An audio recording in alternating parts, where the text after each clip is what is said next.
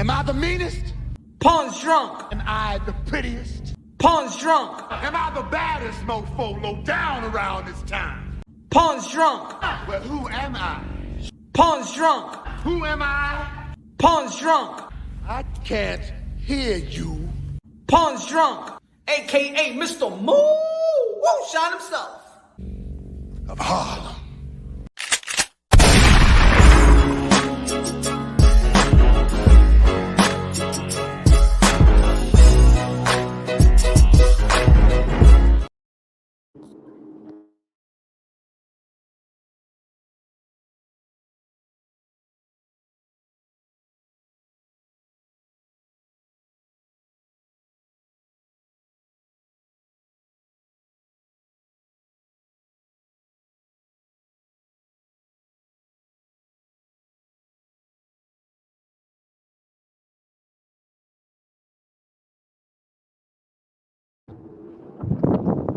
What up, y'all already know this is Punch Drunk Boxing, a.k.a. Mr. Moo Shine himself, a.k.a. el adobo, el sazón, el borracho, el pastor de boxeo.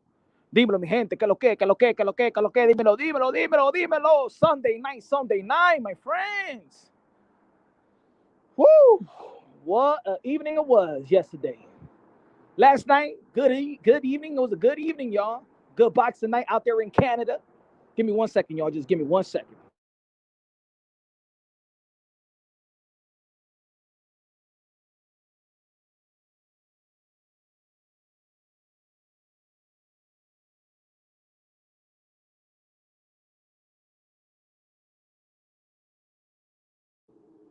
Ladies and gentlemen, man, shout out to the boxing gods, bruh. Shout out to the boxing gods, because I think the boxing gods, man, they be looking out for the boxing world, man, for the boxing community, man. A lot of frustrations had dimmed. A lot of frustrations has been fogged up, dimmed down. I feel a lot of boxing fans was happy with 2023, and I feel like we got a good 2024. Storylines, Vergil Ortiz back. El Viejo, the senior citizen. Shout out to Ismael Barroso doing his thing, becoming an interim champion, getting another opportunity because he got robbed in 2023. They made it right, rewrite the wrong in 2024. And we got a tour of Beterbiev. And ladies and gentlemen, I don't want nobody to give this a pass, because a lot of people have been giving this a pass. They've been given the pass for the potential of undisputed light heavyweight championship matchup between Arturo Beterbiev and Dimitri Bivol. And I know the WBC been trying to tamper with it, just like they tamper with it with other things in the past. Just like they tamper with Amanda Serrano to fight the 12 rounds, 3 minutes. Just like they tamper with the legacy of Vergil and Teofimo Lopez. Just like they tamper with the legacy that we should have got, probably Canelo versus Jamal Charlo. Just like they almost tamper with, you know that they tamper. I think a lot of people forget when people talking about the WBC franchise, they only think about Canelo Alvarez being elevated, Vergil being elevated, and then Vergil versus Teofimo Lopez. But people forgot that they also elevated Juan Francisco Estrada. They took his belt and got elevated. And we was going to get Chocolatito versus Juan Francisco Estrada for the WBC franchise. Y'all forgot about that one, right? That one, a lot of people swept under the rug. A lot of people swept that under the rug. Let me give a shout out to the people in the chat. The members. What's good? Christian Padilla in the building. One of the members of Ponce Tronqueo Boxeo said, what up, Punch, man? Beterbiev is a beast, but Bivol throw more combination and quicker hands and feet. Shit, I don't know, man. It seems like Beterbiev, it don't matter if you got quicker feet, quicker hands and stuff like that, but if you ain't ready to knock him out, he's ready to knock you out. You just can't have some feet and some pillow hands. And to be honest, Bivol, to me, it's becoming apparent. Little by little, we see Bivol. We study Bivol. Bivol don't got that type of power. I mean, we call a lot of people pillow hand fisted. We call the Devin Haney of the world pillow fisted, but why we don't call Dimitri Bivol pillow fisted? Why is Dimitri Bivol always getting a pass? He is getting the same pass that Triple G got. Okay, you beat Canelo Alvarez. Now you think that you the king of the world? No, no, no, no, no, no. Let's not forget that Canelo Alvarez, the fourth division world champion, super middleweight undisputed, King Canelo versus aka Canelo, aka Cartelo, aka Cashnelo, aka Payday, aka Get the fuck out of here, man. Dmitry Bivol thought he was gonna be a superstar, holding out on some big money, holding out. You thought it was gonna be a superstar, man. You better go out there and promote your behind. You beat a little guy. You beat Canelo pound for pound. Good for you.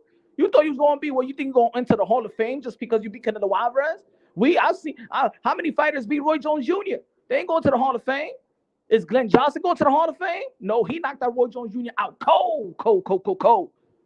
I think that Dmitry Bivol thought that he was just going to stay in the cut, he thought he was going to get like $15 million, $20 million because you beat the great one, Canelo Alvarez. No, you got to put in some work.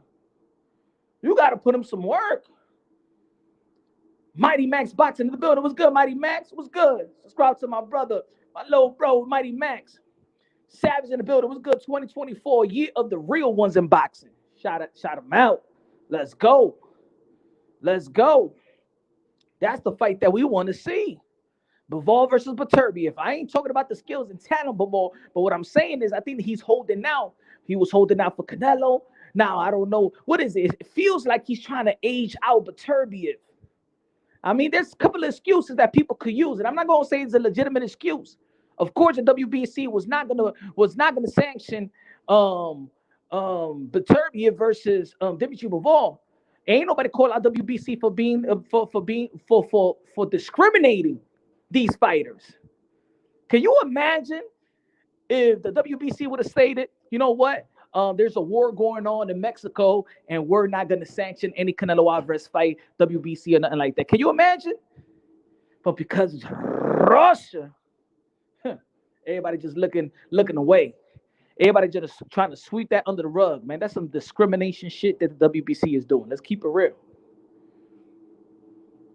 Salute. He said, Mighty Max said, salute, bro. Who's higher pound for pound? Beterbiev or Tank? Come on, Mighty. You know Tank ain't even on my pound for pound. Beterbiev. Beterbiev. However anybody want to pronounce it. Man, we talking about monsters now, huh? Everybody want to be a monster, huh? Edgar Berlanga want to be a monster, huh? Subriel Matias want to be a monster, huh? David Benavidez want to be a monster. Now, Inoue is a monster, damn it. Beterbiev is a monster, damn it. I think that Tank Davis is a monster himself. I ain't going to take that away from Gervonta Tank Davis. But ladies and gentlemen, I'm talking about a light heavyweight. He is the monster. Artur Beterbiev is the monster. He is the supreme monster in boxing. What's good, Coda? Artur Beterbiev, however you want to pronounce it. I like Beterbiev better. I like Beterbiev. I don't like that Beterbiev. It kind of, I don't know. Beterbiev sounds better. Beterbiev sounds weak. Beterbiev look like, it sounds like a hero, something like that. Beterbiev.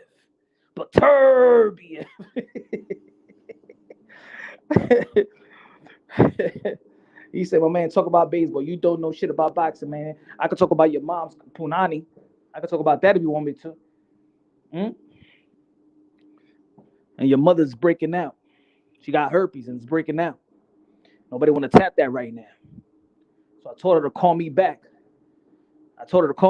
When that shit is cleared up. Feel me? You know, sometimes, Joel, I don't like using the rubber. You feel me, Joel Vasquez? I don't like using the rubber sometimes, you know. So I told your moms, just call me when the little herpes thing clears out. I could be a little dirty too, you know what I mean? Man, if you try to come at me, man, you better come out with jokes. Give me a second.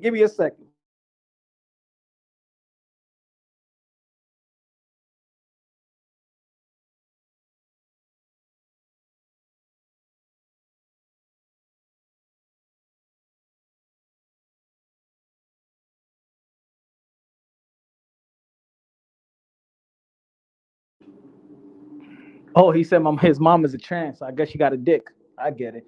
No wonder there's some weirdos out there.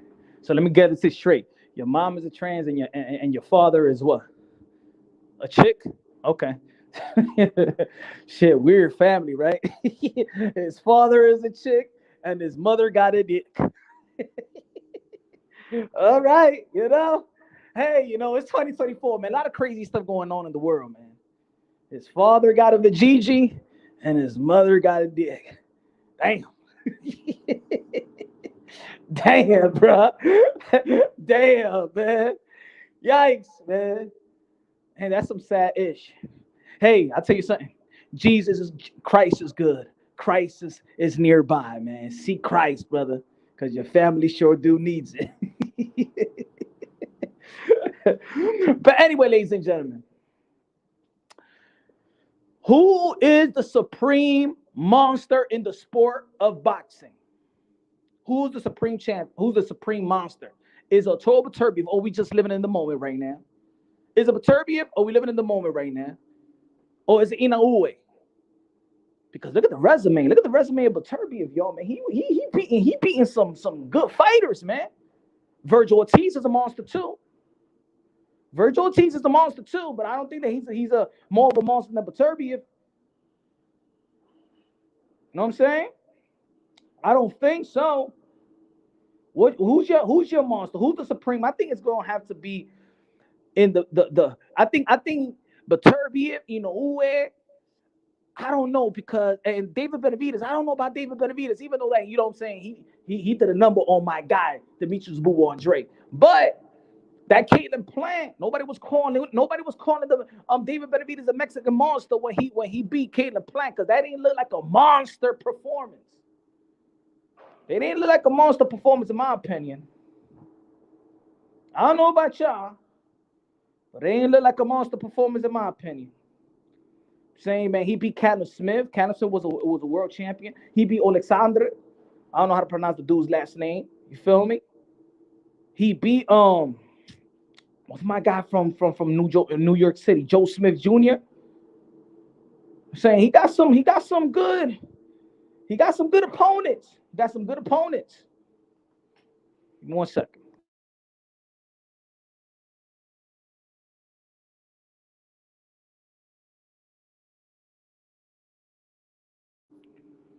He got a good opponent. Coda, what's good? Savage, what's good? But it was a good performance yesterday. And I did a video right after, and I was talking about, because people, of course, when we talk about the sport of boxing, people always want to talk about the fight that they want to see. And one of the primary fights in the sport of boxing, of course, that people want to see is David Benavidez versus Canelo Alvarez. And I think that people are shaming Canelo Alvarez more than shaming David Benavidez. And that's the part that I don't get about the sport of boxing. Like, it's one thing about, and I said this throughout the week, it's one thing about wanting to see a fight. It's one thing about holding people accountable. And of course, man, we're the boxing fans. We're the paying customers, right? We ask for certain fights. We want to see certain fights. We feel like there's a fight right here, right in front of us. Nothing is standing in the way. It's the right time, right place, maybe Cinco de Mayo, right? And as much I am a Canelo Alvarez, I'm a fan of Canelo Alvarez. Give me 1 second.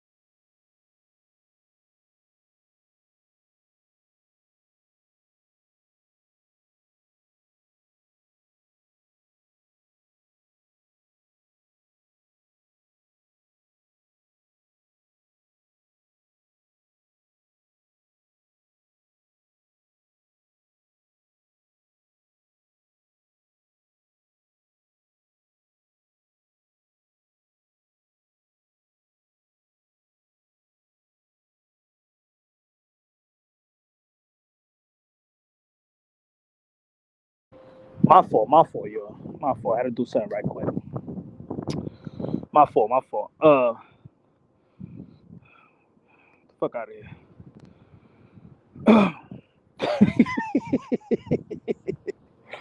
Man, you came over here to talk boxing or what, man? Out of here, man. It's too late for that troll shit, man. You got your chance. I gave you enough time. Come back with another account. He said stop cheating YouTube for views. He said he gonna leave his live on 24/7. Arabic are going to have give Canelo a minimal of 60. So what I was talking about, all right, my fault. Let me get my train of thought right back. I'm sorry. I had to do a couple of things. Anyway, ladies and gentlemen, so a lot of people want to see Canelo Alvarez versus David Benavidez, but I got a problem with people trying to shame Canelo Alvarez with David Benavidez, because if you're going to shame a fighter, and I said this in one of the videos today, and I was saying throughout my lives, in different sections of the lives, I said, you can't shame a Canelo Alvarez with a David Benavidez. You can only shame a legacy versus a legacy. You feel me? You got to have something established for you to shame me. You got to be on my level in terms, or at least close to my level in terms of legacy. You know what I'm saying? You just can't shame somebody. And I'm just saying, like, let's say we're talking about legacy. Like, if legacy was a person, Canelo's legacy is a somebody. David Benavidez's legacy is a nobody. So how can you shame Canelo Alvarez with David Benavidez? And the problem that I have with David Benavidez, not so much that I'm a fan of David Benavidez. I like his fighting style. I think he's great for boxing. I think he's exciting. He's young, you know. But why I feel like he's acting like he cannot gain any legacy or enhance his legacy if it's not Canelo Alvarez. You know what I'm saying? If it's not fighting Canelo Alvarez, or if it's fighting Canelo Alvarez, he can't attain the legacy if he needs to fight Canelo Alvarez, or there's no legacy for him. What's good, Charles of the Cheese? Dímelo, queso in the building. What's good, queso? Angry Nick fan in the building. What's good, queso? El pastor de boxeo está trabajando. Tú estabas dormido ayer. Shout out to my brother Queso in the building. What's good, Queso? La música de Queso. Despiértate, Queso, que tú estabas dormido ayer. Despiértate, Queso. He is rich. He got his own money. Say he's got his own money. I mean the boy has got his own money. Queso, despiértate today, tonight. Yeah, boy. Sunday. Dice Camelo, Alex, usted apágame la música de Queso.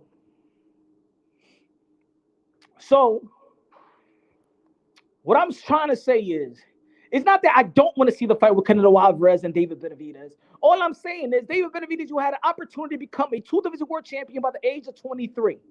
And now that we're talking about Arturo Beterbiev, it's not like I'm asking David Benavidez to fight just another champion, just another guy. But Arturo Beterbiev been on the pound-for-pound list, and a lot of pundits and a lot of pugilists pound-for-pound list. Arturo Beterbiev been there. And the thing is, we all fuck up in life, right? You know, David Benavidez has messed up in his career. You know what I'm saying, sniffing coke, and then after that, you know, during the pandemic, he got stripped again. But the thing is, the WBC actually felt sorry for him. It was a deal. We're gonna strip you because we gotta show the boxing world that we're serious about this. You know, we gotta show the boxing world that you just can't. You know, you just gotta be prepared. But you know what? We're gonna do you a favor. We're gonna put you in mandatory position for Arturo Beterbiev. And I was talking about this yesterday, folks. So can you imagine if David Benavidez would have fought Arturo Beterbiev? Monster versus monster. At that time, David Benavidez was not listed as monster because, you know, Mike Tyson didn't call him a monster at that time. He was still La Bandera Roja. But there was a energy with young fighters that's daring to be great. And we had Teofimo Lopez fight Vasily Lomachenko. Had Shakur Stevenson, you know, leading up. Then we had the Bam Rodriguez of the world. David Benavidez is in my Fab Five, like I've been trying to say. He's in my Fab Five. I'm talking about young, hungry champions or young, hungry fighters that's really trying to get it. David Benavidez was a young champion. Shout out to David Benavidez. Shout out to Teofimo Lopez. Shout out to Bam Rodriguez. Shout out to Shakur Stevenson. Shout out to Devin Haney. Fab Five. Got to give a lot of credit also to Daniel Dubois, even though he's not a champion. But if you look at the resume of Daniel Dubois, that man is trying to fight any heavyweight, anytime, anywhere, any place. Got to give a lot of credit. But David Benavidez was spoon-fed for Artur Beterbiev. And I said this yesterday, but let's not forget,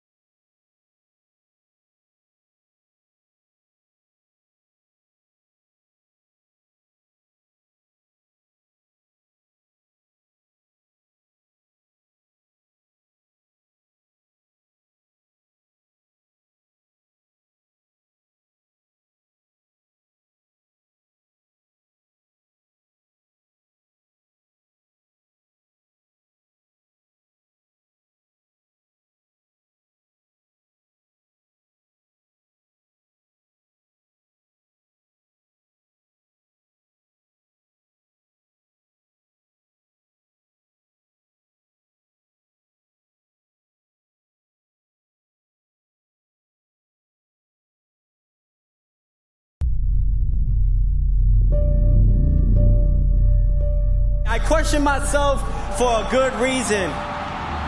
I've always been my worst critic. And you guys got a little glimpse of it, but I just gotta ask you one thing and one thing only. Do I still got it? It's a 10, baby. Let's make history, baby. It's the beginning, baby. This is the beginning, baby. I told y'all though, don't call this a comeback. This is the takeover. They all man-made. Teofimo is self-made. They can never make another one. I think I might move up to 140, but there's a good fight, a big fight for a world championship, a big name. 140, I'll stick around. I'm not afraid of challenges, and I'm here to try to prove that I'm the best of myself, not to anybody else. I'll take all them boys and take their whole dreams away. I'm here to be their nightmare.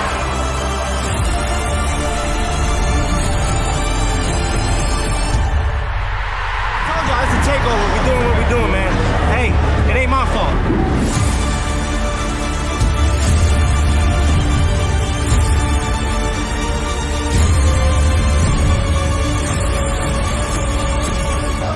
I told everybody!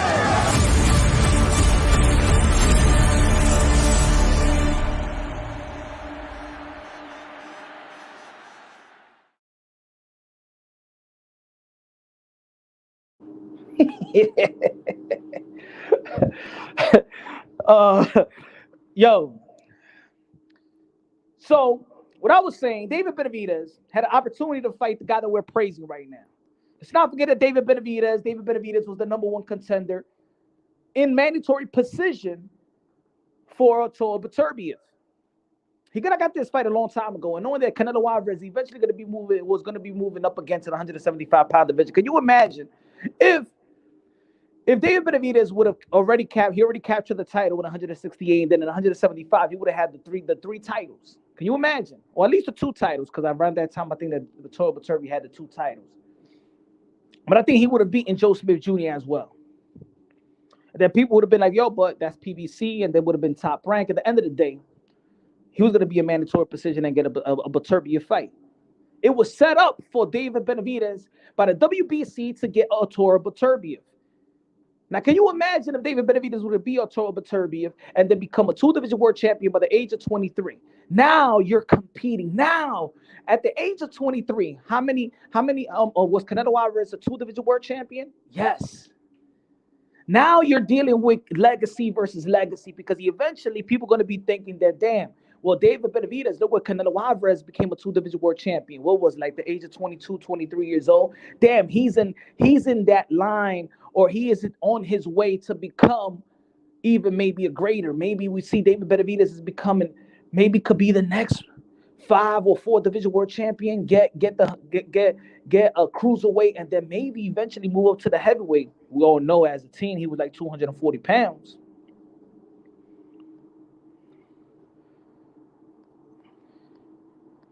Jackie Hernandez, la reina de boxeo, con los 20 pesos.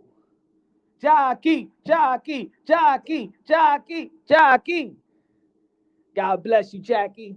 The queen, la reina.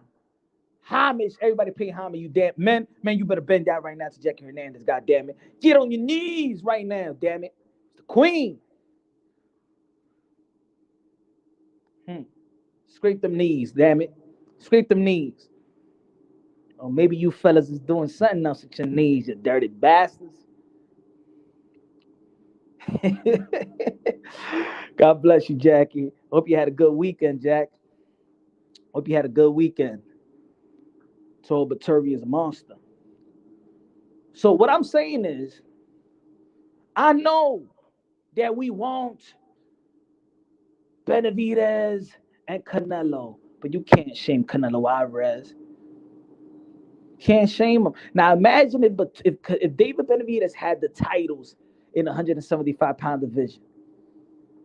Now he got something that probably is going to enhance the legacy of Canelo Alvarez. You can't shame me if me beating you don't enhance my legacy. If Canelo Alvarez beat David Benavidez and he check box rec, what is going to say? Nothing.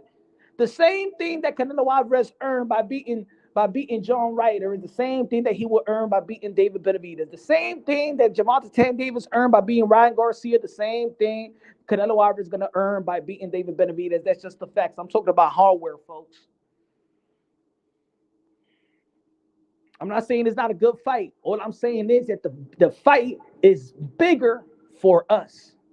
The fight is bigger for us, for the fans, for the sport of boxing. Of course, I am a fan, but I cannot believe that, or I cannot try to dictate the mind of Canelo Alvarez, because maybe even Canelo Alvarez's mind is, what is this guy giving me? Because even fighting Bivol, remember, he could have fought David Benavidez if he would have took that PBC deal that was on the table, right? The first time going around. It was the zone paper, the zone deal, and then you had the PBC deal. But guess what? Even fighting Dimitri Bivol, it was more of a legacy fight for Canelo Alvarez. It is what it is. He said David Benavidez has been mandatory for 3 years. And then Coda, if he's been mandatory for 3 years, is it Canelo Alvarez's fault or is it the WBC's fault? If he's been mandatory for 3 years, why they have not petitioned for the fight to be ordered? See, this is the thing about the sport of boxing. I know when certain things need to be done. Why, when you go to the WBC convention, we see Samson Lickowitz in the WBC convention. Has he petitioned for the fight to be ordered? Yeah, he's a mandatory position. But when does the boxing world care when you're in mandatory position? Because none of y'all motherfuckers was caring about Earl Spence Abdul Kokorov being in position for 3 years. Ain't nobody saying jack shit about Abdul Kokorov. Abdul Kokorov was in mandatory position by 2019 March. 2019, 2000, 2001, and almost 2002. And none of y'all in the boxing world gave a damn about Abdul Kokorov. Why y'all didn't give a damn about Abdul Kokorov? You know why? Because y'all didn't give a damn about Abdul Kokorov. Because y'all minds was thinking about Bud Crawford versus Earl the True Spence. and y'all would decline or push away any other fight for Bud or for Earl Spence throughout that time. It got to the point where even I remember being like, hey, yo, how about Bud Crawford fight Keith Thurman or Earl Spence fight Keith Thurman? Y'all be like, nah, hell no. Hell no. What is Earl Spence going to gain by fighting Keith Thurman? What is Bud Crawford going to gain by fighting Keith Thurman? Nah. We want to see Spence and we want to see Bud. When I remember I did several videos. I'm probably the only one in this community in the YTBC that was talking about Abdul Kokorov getting a chance. And then you know what everybody was telling me? I go check the comment section. Nah, Punch, you just hating. You just hating. Or now y'all want to talk about mandatory precision. Now y'all want to talk about mandatory. Now y'all want to talk about mandatory? How about they do the business decision? As a matter of fact, does the David Benavidez team really want to fight? Now, of course, they did send a contract to Canelo Alvarez. Now, peep this. I did ask Steven Espinoza. Remember, I did a video about it, right? I asked Steven Espinoza, was the $50 million that Benavidez team sent to Canelo Alvarez was an official contract? He said, yes, it's official. It was backed up by PBC and Showtime. So you're telling me that they sent a contract for David Benavidez, yet also a contract that had a 3-fight deal, $100 million, 3-fight deal. So you're telling me the same company sent 2 contracts to Canelo Alvarez? Nah. See, the thing is, everybody talk a good game, but it just doesn't add up. If David Benavidez and Canelo Alvarez on the PBC side of things, shouldn't it be an easy fight to make? Shouldn't it be an easy fight to make? Y'all gonna blame this on David Benavidez? I mean, y'all gonna blame this on Canelo Alvarez? Let's be real, let's be honest. Has the WBC ordered the fight? Anybody on the chat? Has the WBC ordered David Benavidez versus Canelo Alvarez to fight? Where's the order? Where's the purse bid? Where's the purse bid going to take place? What is Samson Liquids doing? I mean, Samson is the best friend of Mauricio Sulaiman. That's his best friend. You're telling me that his best friend can't hook him up with an order for the WBC to order Benavidez and Canelo Alvarez? Hold on, let me take this thing out. No?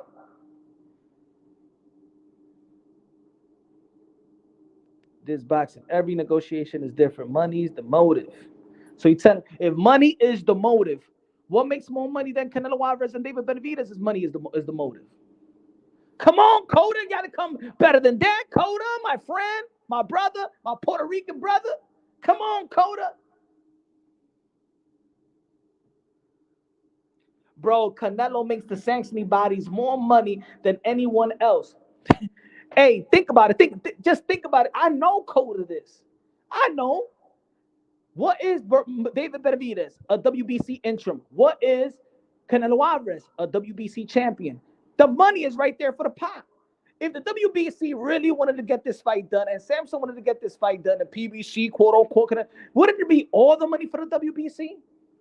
Is it David Benavidez paying sanctioning fees, or is it this? Or is it this? Or is it this? That the more they prolong a David Benavidez and a Canelo Alvarez, and as long as David Benavidez stays in 168 without fighting Canelo Alvarez, the WBC is doing a hell of a job double dipping. Meaning, when Canelo Alvarez fight, the same time he's fighting Jamel Charlo, several months later, David Benavidez is also paying belt fee and sanctioning fees, because you got to remember, he is an interim champion. And the interim champions pay the sanctioning fees and the belt fee just like the champion and Canelo Alvarez. If you put them to fight together, they'll be fighting for one belt. Just like you said, it's business. Why would the WBC want to put David Benavidez when they're capitalizing off David Benavidez right now?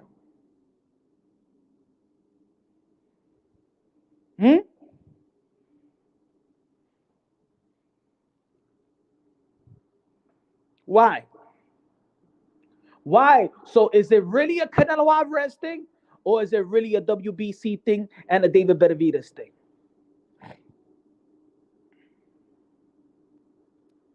So they're capitalizing off, hey, Beterbiev fighting, you know, David Benavidez fighting, and Canelo Alvarez fighting. I don't think the David Benavidez team wants it that much.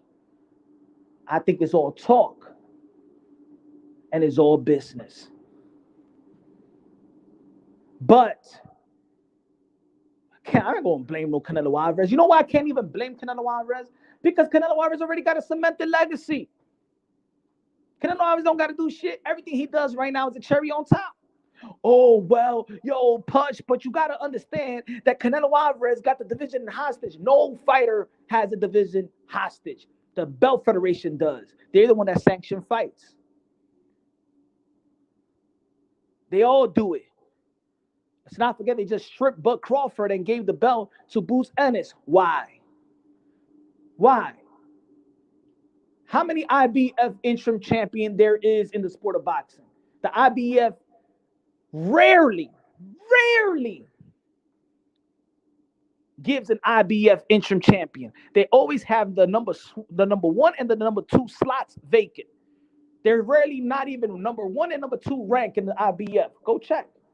They rarely give anybody an interim IBF. How many times have you heard an interim IBF title holder?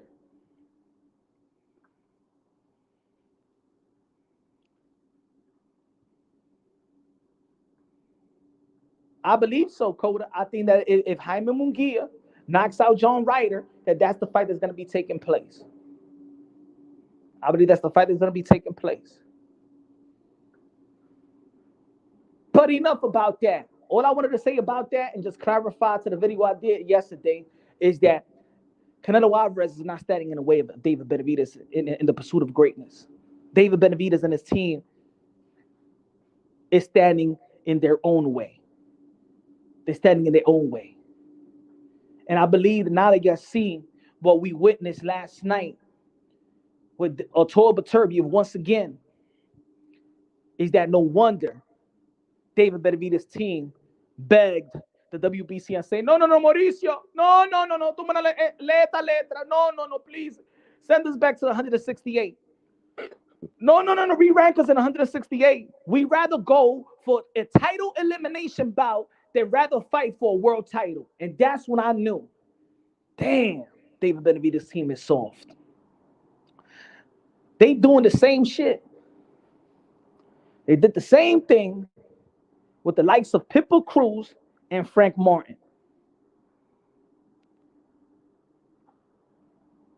David Benavidez' team got a lot of confidence when it's time for him to fight little guys.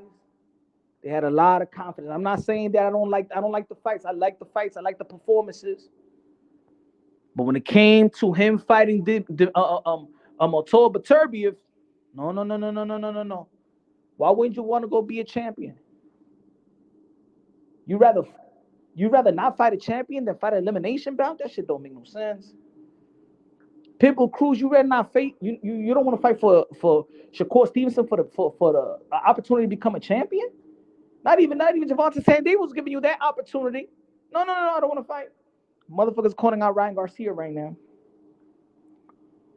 Frank Martin, you don't want to fight who?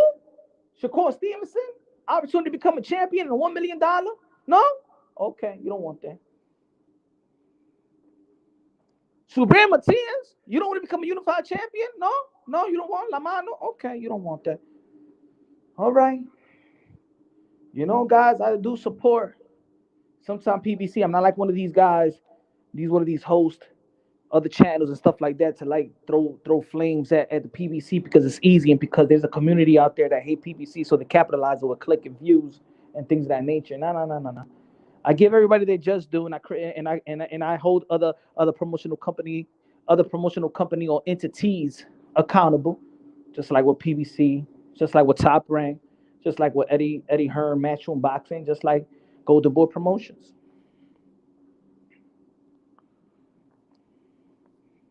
Just like other fighters that a lot of people don't critique. There's a lot of fighters that like to say, hey, yo, you know what I'm saying? Charlo and Benavidez and Demetrius Andre just waiting for Canelo Alvarez payday. The same shit that Dimitri Bivol just did. And the same thing that Triple G been doing ever since he lost Canelo Alvarez the second time around. They was waiting for payday. If everybody's waiting for payday. If everybody is waiting for payday, why the hell do you want me to complain about Canelo Alvarez? Everybody staying on the line winning on Canelo Alvarez. Canelo Alvarez going to have to face everybody. And like I said the other day, I know why right now, people, you think I'm going to shame Canelo Alvarez that have already accomplished a 4-division world champion, accomplished everything in his career at the age of 33, and I'm going to hold him accountable and not Benavidez accountable?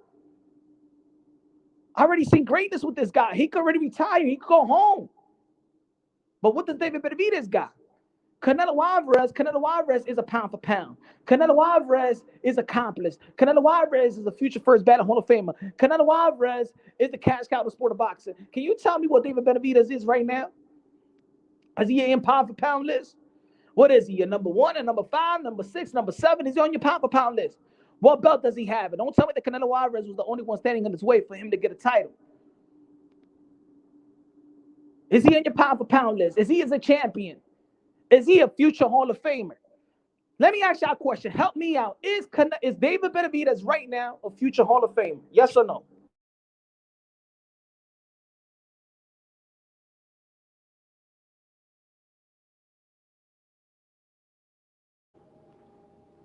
Whatever he's have accomplished so far, is he a future Hall of Famer? Yes or no? Is he on your pound for pound list right now? Yes or no? So Charles Edward Cheese, Queso, you're telling me that David Benavidez earned 1 title versus we don't know who, and he's a future Hall of Famer? That's all it takes? So Queso, you're saying that what he has accomplished right now, he's a future Hall of Famer? If that's all you got to do? Oh, come on, Queso, man. I know you be drinking Clase Azul. Huh? I know you on that $400 bottle Don Julio. He said you was talking about Canelo. Man, I said David Benavidez, La Bandera Roja, the Mexican monster, the Ecuadorian monster, the Dominican monster. Is he a future Hall of Famer right now? No. Is he a pound for pound? Is he anybody on his pound for pound list? Let me see what Coda said. All this you talking is fluff. I got you, Coda. I got you right here, Coda. Hold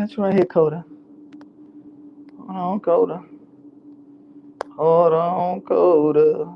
Damn, hold on.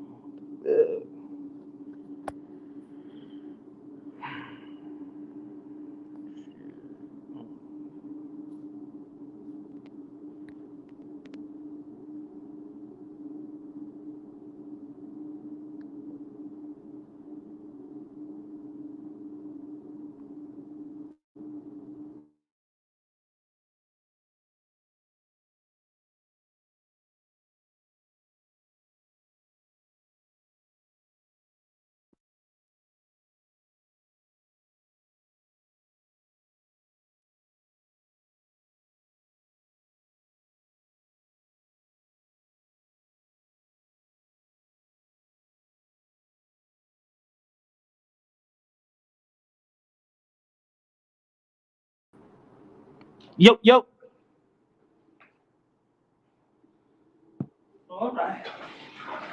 All right, come on, Coda. You want to play devil's advocate with your boy, Mr. Moonshine? All right, Coda. Come on, Coda. What's good, DN? Is he a pound for pound? Is he? So how you gonna shame somebody? He ain't even in the pound for pound. He not a future Hall of Famer. Now you could shame Manny Pacquiao with Floyd Mayweather and shame Floyd Mayweather with Manny Pacquiao because that's two Hall of Famers, 2 pound for pound. At the time, it was Floyd Mayweather and Manny Pacquiao on the pound for pound list, number 1 and 2. That's how you could shame somebody. But you ain't gonna shame somebody with a nobody in reference to his pound for, to his status. Mr. Boricua Coda. Dímelo, Domi, dímelo. No, you better bring some energy with your shit. Don't dímelo. Hey, man, I don't got no reason to get hyped up or nothing, man. I'm just saying, Man, you wake your talking ass fluff. up. Listen, this is why I say what I'm saying, right? Because, all right, you saying all that, what it does for his legacy or whatever the case may be, and blah, blah, blah. Is Benavidez the mandatory for 3 years? That's what they Just say. answer my questions. That's what they say. I just got questions. All right. I said he's the that's mandatory what they for say. 3 years. All right. Has he fought like valid fighters at 168? He fought good, decent Caleb fighters. Plant. Like he fought decent fighters. Yeah, all right. So is Canelo making a lot of money in that fight? Of course. All right. What did He Canelo already fight got his Charlo deal for? though. All right, hold. What did Canelo fight Charlo for? Just a fight. Just you see, this is exactly what I'm saying. If it's not a problem, just fight your mandatory. What you mean is not gonna do nothing. But for the his thing career, is, bro. I'm not. But it's not a conversation of me not wanting to see the fight. You just said so. Fight your mandatory. Who's ordering the fight? You think that fighters just say, "Oh, hey, I'm knocking on the door to the WBC, IBF, or whoever's they got a mandatory. Hey, hey guys, can I fight my mandatory now?" Fighters don't do that, bro. Yo, they don't have. They gotta order the mandatory. No, they don't. No, they don't. So, no, listen, they don't? he could either petition for the mandatory or just send a contract to negotiate like he did, and But like that's Canelo what I'm saying. denied. The fight is big for us. I'm not saying they're not big for Canelo Alvarez, but remember, Canelo Alvarez got $100 million deal. He's gonna make his money fighting the dude in the highlight truck. Correct. So when we argue for the money, is he gonna make money with David Benavidez? Yeah, he's gonna make money with whoever he fights. He already got a deal. So how can't you blame Canelo for that? Like, this is the whole thing. No, I'm not blaming Canelo Alvarez for that. That's what I'm saying. I'm saying that I'm not shaming Canelo Alvarez for David Benavidez. I'm not saying I don't want to see the fight. I want to see the fight. I think it's one of the most premier fights in the sport of boxing. But I'm not going to say, Canelo ain't shit. Canelo got to do this because it's David Benavidez got to do this. Because in all reality, he don't. Because in all reality, as of right now, he don't. And nobody's putting the pressure for him to order any type of fight. So who I'm going to blame? They're in the same side of the street, right? No, yeah. They were PBC, right? Yeah, he could definitely do whatever he want. He earned the spot to do whatever he want. That's a fact. Like, it's just in cement. That's a fact. But I myself personally, I'm always gonna say, like, he pussy if he don't fight. Excuse my language. He's soft if he don't fight. Benavidez. He's soft. So you say that's what I mean. You say, look what you just said. You said Canelo Alvarez is pussy if he don't face David Benavidez. Correct. So that's what I'm saying. You shaming Canelo Alvarez, who's proven to you and everybody in boxing that he's going to the Hall of Fame. He's no. Listen, he's the undisputed 168-pound champion, and he still has yet to defend the title versus 168-pounder. He hasn't defended the title, but he actually went up and fought Dimitri Bivol. And got spanked. What do you like? He got spanked. He got his ass whooped. And he didn't want to give. Listen, he didn't want to give. He didn't want to give Bivol the rematch at his own weight class. So that because he didn't want to lose the titles. What do you mean? He hasn't defended the titles yet. But what do you mean? He went to 175. How can you call that man a pussy for the second time? And he got spanked because it was a cherry pick gone wrong. So he's not pussy to move up like Canelo Alvarez. Canelo Alvarez moved up twice. Why David Benavidez is not pussy? Because he want to fight Canelo, and Canelo's a big money fight. Fuck fighting Canelo Alvarez. Or you want to be great? Do you want to be a legend? Do you want to carve your own legacy? Or you? I want to fuck Canelo up. Canelo Alvarez. Shit. I mean, I want that money. So you want the money? What you mean? It's not everything. About Canelo. It's not about great. It's that you want the money. See, stop spinning shit. No, it's about all of that. Not me. Yeah, but it's about all of that. I didn't just say it's only about that. It's about all of that. I've been the mandatory fighter for 3 years. The mandatory for 3 years, and and he doesn't want to fight me, and it's a money fight. So it's for my legacy. It's a money fight. You know, like you said, Canelo's a first ballet Hall of Famer. So why wouldn't I want to fight Canelo Alvarez? I'm the But the thing is young that, up and comer. Why but wouldn't he look give at him this. a But chance? Why not? I'm saying this. I'm speaking. I'm David Benavidez' career. I'm more on David than Canelo because Canelo's already it. What is David Benavidez is doing? Just waiting on Canelo Alvarez. Go He to really not 175. though. Have He's we not seen Canelo? though. All right. He just Have fought you said twice last 168, year. right? Have we seen Canelo Alvarez go to 175 and come back to 168? Yeah. David could do it. All right, but then Canelo will definitely never fight him. Why? Because then if he moves up to 175, I mean, you never know what can happen. I said, Like he'll make an excuse or something. Time out. People are saying that he don't want to fight Dimitri Bivol if he's moving down to 168. Canelo Alvarez have won to 175 and moved back down to 168. David Benavidez could have done the same thing. Go fight Beterbiev and come back down to 168. That's a fact. Or he's scared to lose. Or he's scared to lose that he's gonna lose the opportunity to face Canelo Alvarez. So he's scared to go to 178. So it's 175. Well, That's what it is. I don't know.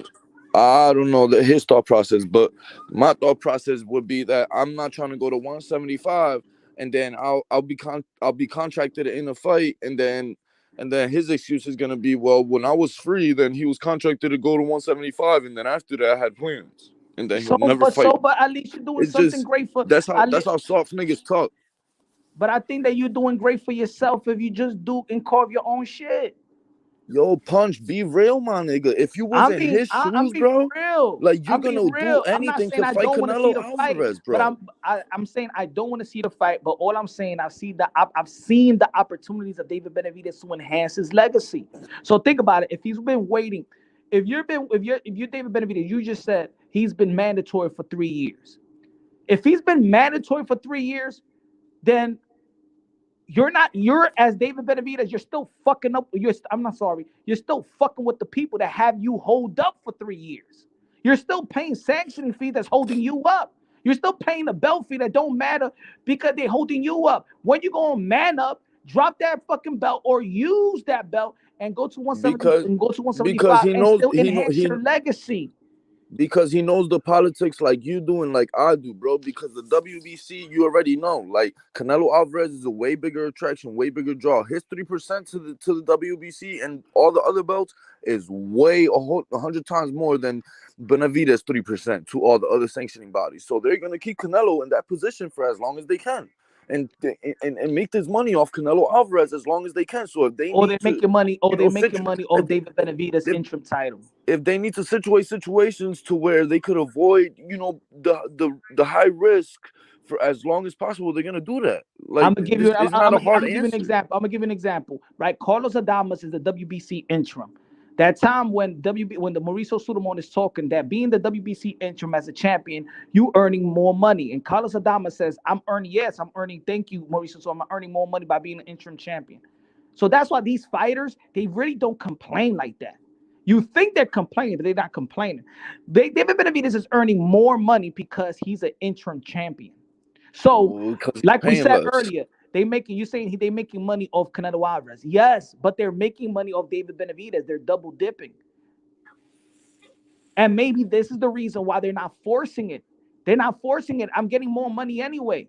I'm thinking that the David Benavidez team is not forcing it the way that the fans is forcing it. They make them believe like they really want Canelo Alvarez, but is their team petitioning for them to order the mandatory?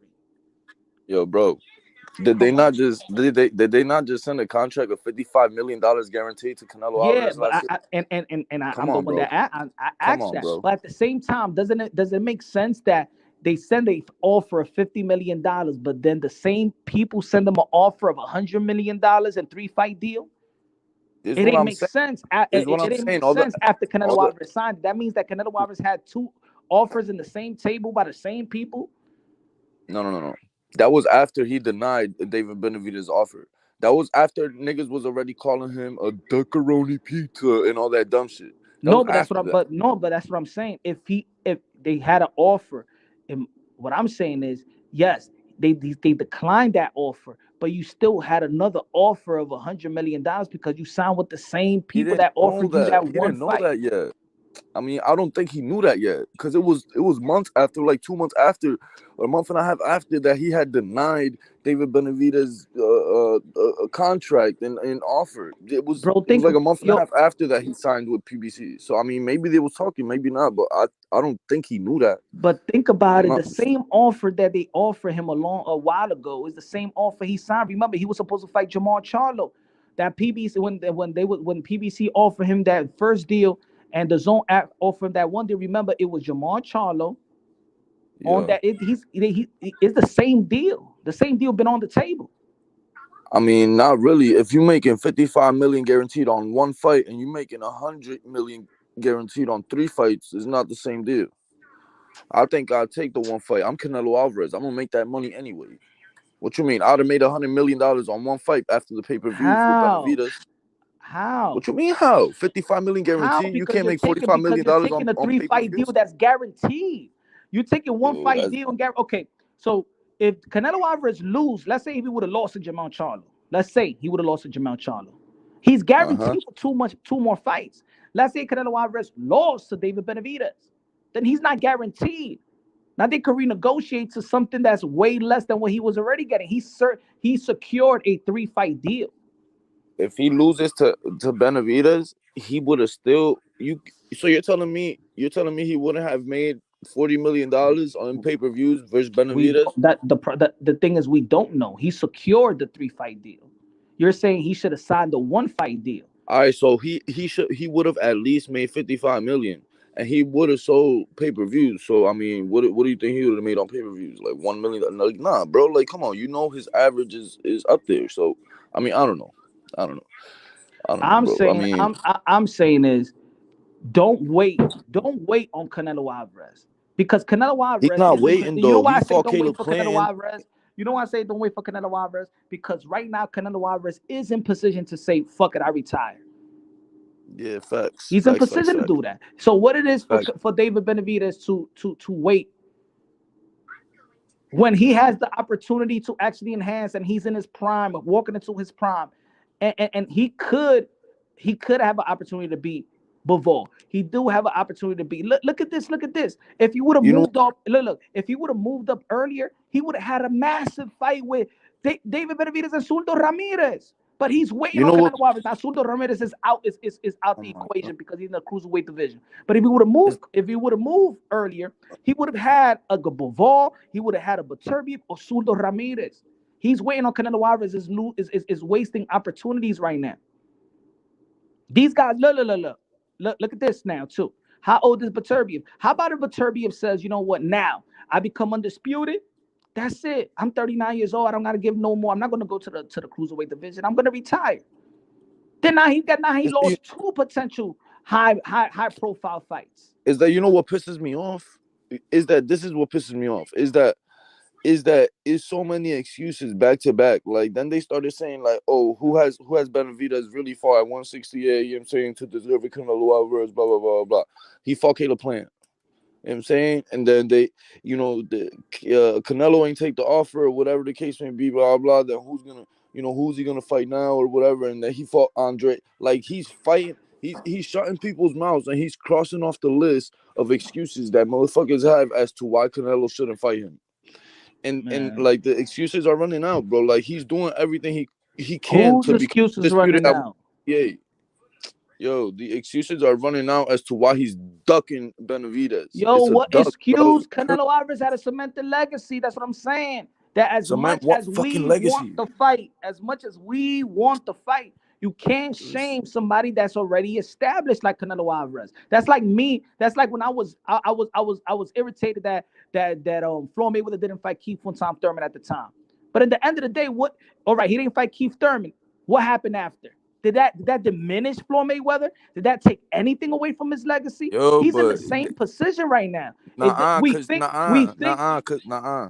on, man. We think it's doing something for Canelo Alvarez. We think because we think is one of the biggest fights, but in all actuality, with the resume and the accomplishment that Canelo Alvarez have compared to David Benavidez, David Benavidez ain't shit for Canelo. That's what I'm saying. That's the reality. A lot of people don't want to All right, but all that. right, so that you can't say that anymore. Because I asked you why did he fight Charlo and you did not have an answer, bro. Yo, You but can't put say it that. this way, Jamel Charlo got more of an accomplishment than even David Benavidez. Yo, my nigga, because David Benavidez been at 168 trying to fight the undisputed champion. The undisputed champion don't want to. No. David Benavidez was a champion that fucked up. Fucking belts. No. Yo. David Benavidez was a champion that fucked up. Canelo Yeah, Alvarez he was walked sniffing coke and into lost the his belt. division Yeah, and he was became an sniffing coke, undisputed lost the world belt, champion yeah. because he was the fuck up. It wasn't that David Benavidez walked to the 168 seeking for Canelo Alvarez. It was Canelo Alvarez going to 168 and seeking for champions. It's David Benavidez' fault that he sniffed it up his nose and couldn't be disciplined. That's cap. He moved That's up. cap. He moved up. So you tell me why there was a Jim fight and not a Benavidez fight. Yo, because Benavidez was sniffing coke and lost the belt. That's why. That's why.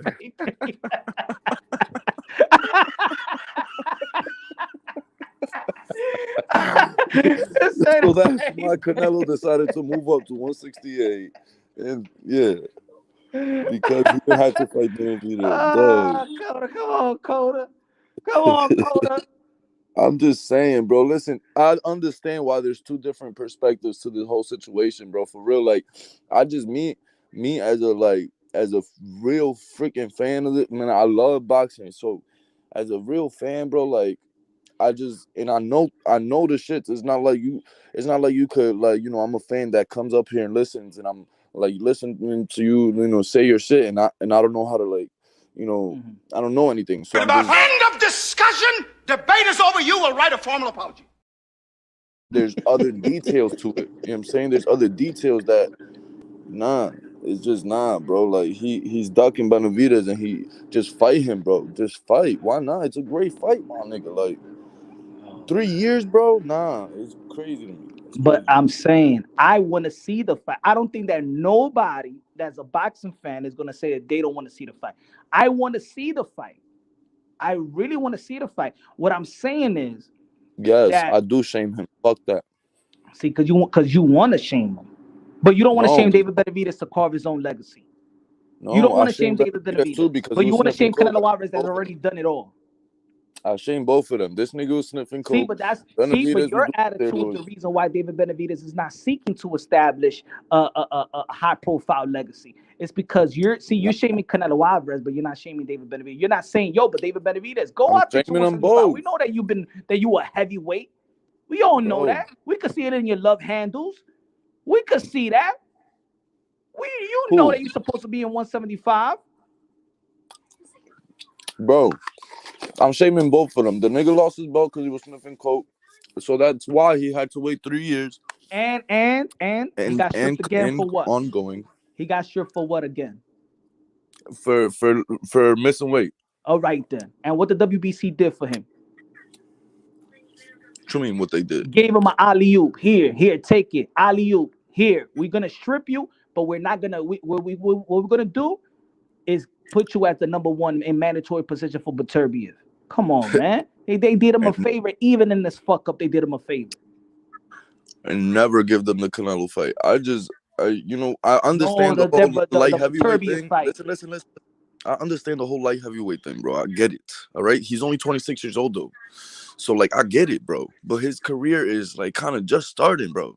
Like, and he's trying to fight the champion at his weight class. And the champion, 3 years ongoing and still going, is ducking that smoke, bro. He just fought but that's on why these other guys that's his age, the other guys his age set the tone. Bam Rodriguez moved up.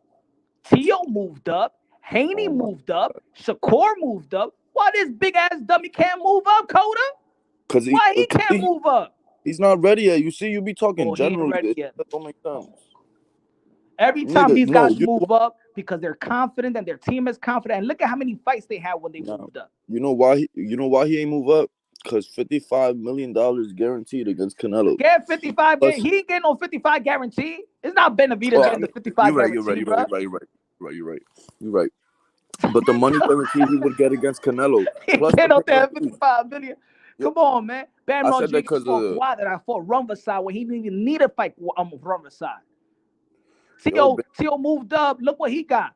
Devin Haney just moved up. Look how he performed versus Regis Prograis.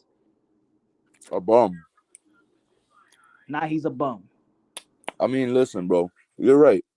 But I'm right. Don't take that away from Devin. Nah. I mean, shit. He had a fire performance. I ain't taking shit away from him. But Now, yeah, you know, Inoue moved up. Crawford has moved up. Canelo has moved up. Look at most Crawford of the people hasn't in the moved up yet. pound list. And we're talking about Beterbiev that haven't even moved up. You can Crawford go after hasn't moved up. First of all, if Crawford moved up, it's because he's ducking boots, and we all know that shit. I ain't trying to hear nothing. Now he ducking boots and he beat Earl Spin. That's what I mean. See, Coda, you see the type of fan that you are. You're going to bro. shame Bud I'm Crawford real. after being My nigga, Earl gotta be Spence, realistic, and bro. he's gonna say that he's what because he ain't fight. But what the fuck? And I like Boots, and you know I'm a Boots fan. But what Boots done? How are you going to shame a 3-division world champion, 2-division undisputed, 2 Boots Ennis? See, that's the problem with us boxing fans. You know We're why? trying to shame the dudes that done it with guys that haven't even done shit. Can I answer your question? Because you want to see the fight. And because you want to see the fight, you're going to shame Bud Crawford with Boots Ennis. No, not because I just want to see the fight, bro. Because Boots been a mandatory for mad long. Listen, he been a mandatory for mad long, bro. All right, and then he went the Spencer out. All right, cool. But because Spence was a PBC and Showtime, it was an easier fight to make. Spence didn't go with him. He didn't fight nobody. He stood on the shelf until he fought Crawford. He fought Crawford. He got beat up. So Crawford inherited the mandatory fight to fight Boots Ennis. Why not fight Boots Ennis if you're not gonna give Spence the rematch? He's a fucking mandatory fighter. Yo, because maybe at the time mandatory. that he's at right now, he just wanna. That's it. He want to get the bag, and he wants fucking legacy fights. Maybe. How about that, Coda? Yo, Boots is buzzing right now, bro. Look. And I'm consistent, and everybody knows I'm a Boots fan also. What happened? What I've been saying about Boots? Move to 154. Forget about 147. Your legacy is going to be at 154. I said the same shit. I remember we had the conversation. I'm saying the same thing about David Benavidez. Move up. I'm saying the same shit. Even Bam Rodriguez, Bam Rodriguez gonna kill everybody at 112. Bro, but that taints your fucking legacy as a little bit because listen, first of all, this time I know about Boots that they was talking about it. You talking about Boots tainting legacy or Crawford? Listen, hear me out. He wants to be the first 4-time. He wants to get up to light heavyweight, and he wants to be undisputed in every weight class that he goes to. So if he moves up right now, like it's just taken away from the legacy that he wants. It's just a self goal that he has. And he wants to fight the best, bro. And he knows Crawford is nasty, my nigga. Like this nigga, like really want to fight the best. He really wants to, like, you know, test himself. Like it's just I don't understand why these veterans don't give the new guys like their shot. I don't understand. They do give. They do give. They do bro, that's give. exactly what you're doing. But you're trying to say veteran, but the veterans do give. They that you want the guy, the man, the top dog, to fight certain guys. It's not, but you're shaming them. You can't shame Crawford for Boots. That's why I said, how about Boots? How about this? Even did Floyd do it with Canelo? He did it with Canelo. Yo, did Oscar do it with Floyd? They all did it. All right. As a matter of fact, Pernell Whitaker, did he fight Oscar? Huh? Come on, bro. Like, this is a thing that's done. People do this. Like, this is the champ, the man always fights the up and comer and gives them a shot, my nigga. Like, just fight. The fuck are you scared of losing? Like, nah, bro. But that doesn't mean you shame them. I'm a fucking shame them. You soft. Well, you're not gonna get the fight, Coda. You're gonna sit there and blame Canelo when David Benavidez could have taken legacy on his own. That's why that's why I do respect Jermell Charlo. Because Jermell Charlo never begged for a fight. You know what he did? He became undisputed at 154. And regardless of people, you're a fan of Jermell Charlo, at least he didn't beg and waited for Canelo Alvarez. As a matter of fact, the shit presented itself. You know why he got? As a matter of fact, you mentioned the Charlo fight. Nigga, you know why he got the? You know why Jermell Charlo got the opportunity to get that fight? Because he got legacy. And they spin the legacy with undisputed versus undisputed. And I called that fight. I called that it was going to happen. And he hustled At that least fight. you could have that. The to slogan, himself. That's undisputed versus undisputed, whether he moved up 2 weight classes or whatever. Even Jermell Charlo moved up. Jermell Charlo moved up. Regardless how he performed, he moved up. What about David Benavidez? When he gonna grab the balls and move up? all right. Jermell Charlo moved up to fight Canelo to get a lot of money. Benavidez is not moving up to fight, Bivol and make the same amount of money that he will with Canelo. Oh my That's God! what I'm saying. My God! Listen, Listen. Charlo Instead of stopping couldn't fight waiting Canelo. for Canelo Charlo couldn't Alvarez, fight Canelo how because about you Canelo ran out the become division. David Benavidez? Instead of waiting for Canelo Alvarez, how about you become a Canelo Alvarez? He got the style, he got the team. He got the style. Yo, my nigga, maybe English it's personal at this point. He's young. Maybe He got the backing of guys like Mike Tyson that pumps him up. He could become, but you're waiting, bro. How is he waiting? None of these young guys is waiting. God, bro, he was the champion. He lost it twice.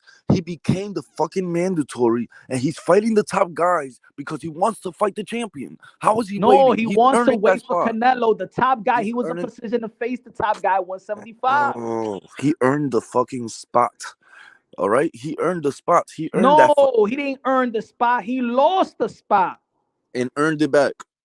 What you mean? And he don't got it back because there's Canelo was the champion. He never earned it back. I'm talking about the mandatory spot. He's here fighting. I'm saying that the top guys. That Benavidez was a champion. He already had the spot. He lost the spot twice. Now I gotta shame the guy. No, man, he lost that shit. Canelo Alvarez will have to go through you. You lost the spot. You know what I'm saying? To me that's that's just like playing politics so that you could hide the soft in you. That's my opinion. These niggas play the politics so they could hide If Canelo doesn't fight David Benavidez next, what do you want Benavidez to do next?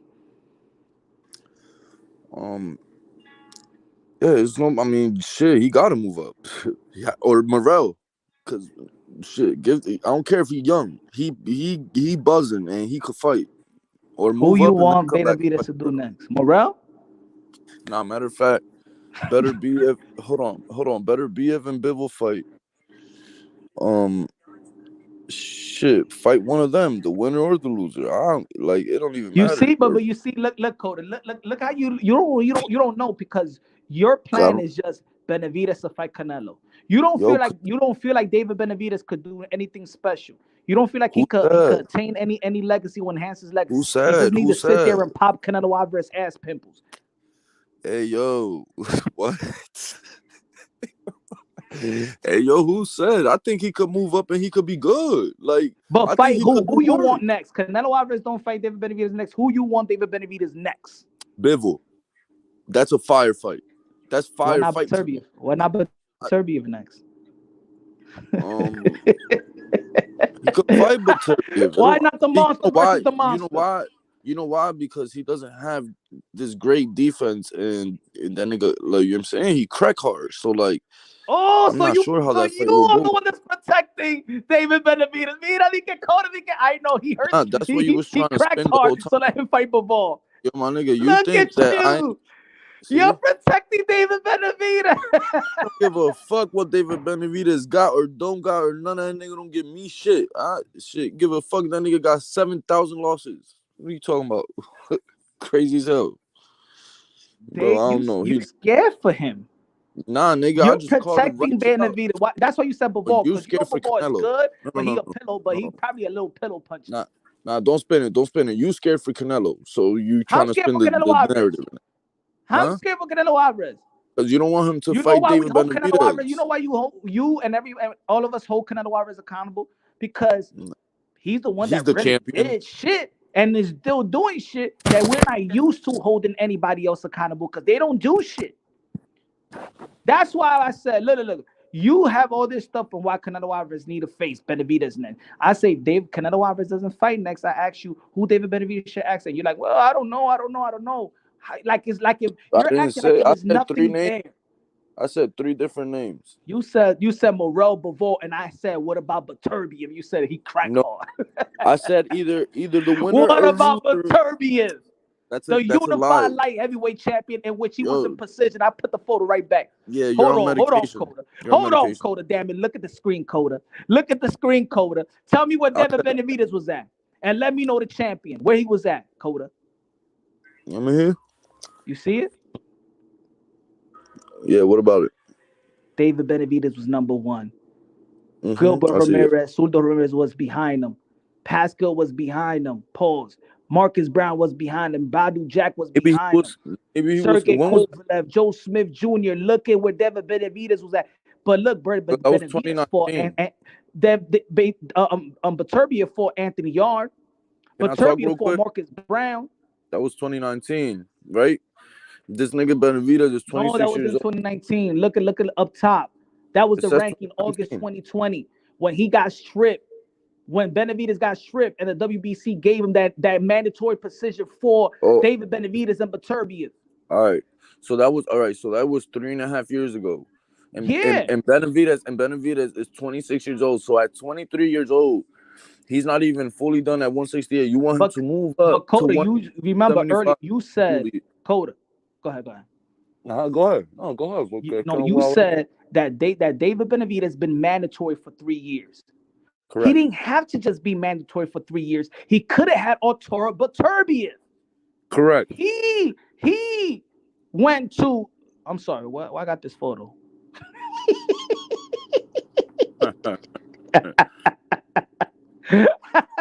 He's funny. He went, bro. He devalued himself. He said the WBC let me fight for the elimination bout at 168, where you had a fucking title shot to become a 2-division world champion at the age of 23, and you ducked Arturo Beterbiev in broad daylight. In broad daylight, Coda. He ducked him in broad daylight. Look at they wrote a letter. We talk about email champion. They emailed them. They said, no, Mauricio, así no me ponga número 1. This is broad daylight duck. 23 years old. And you know why? And you know why a lot of people it ain't burn David Benavidez in this community? Because Arturo Beterbiev doesn't have a community on the YTBC on YouTube with a bunch of channels that he's a poster boy to these channels. There's a lot of people in this community, they gave David Benavidez a pass. Listen, there's very few like boxing fans like us, bro. Like a lot of people didn't know who Artur Beterbiev was. Like I don't care if he had 10,000 knockouts. He's been on the pound for pound list, and a lot of people for a long time. Yeah, well, a pound for pound list for people that are making the pound for pound list, which obviously they're real boxing fans.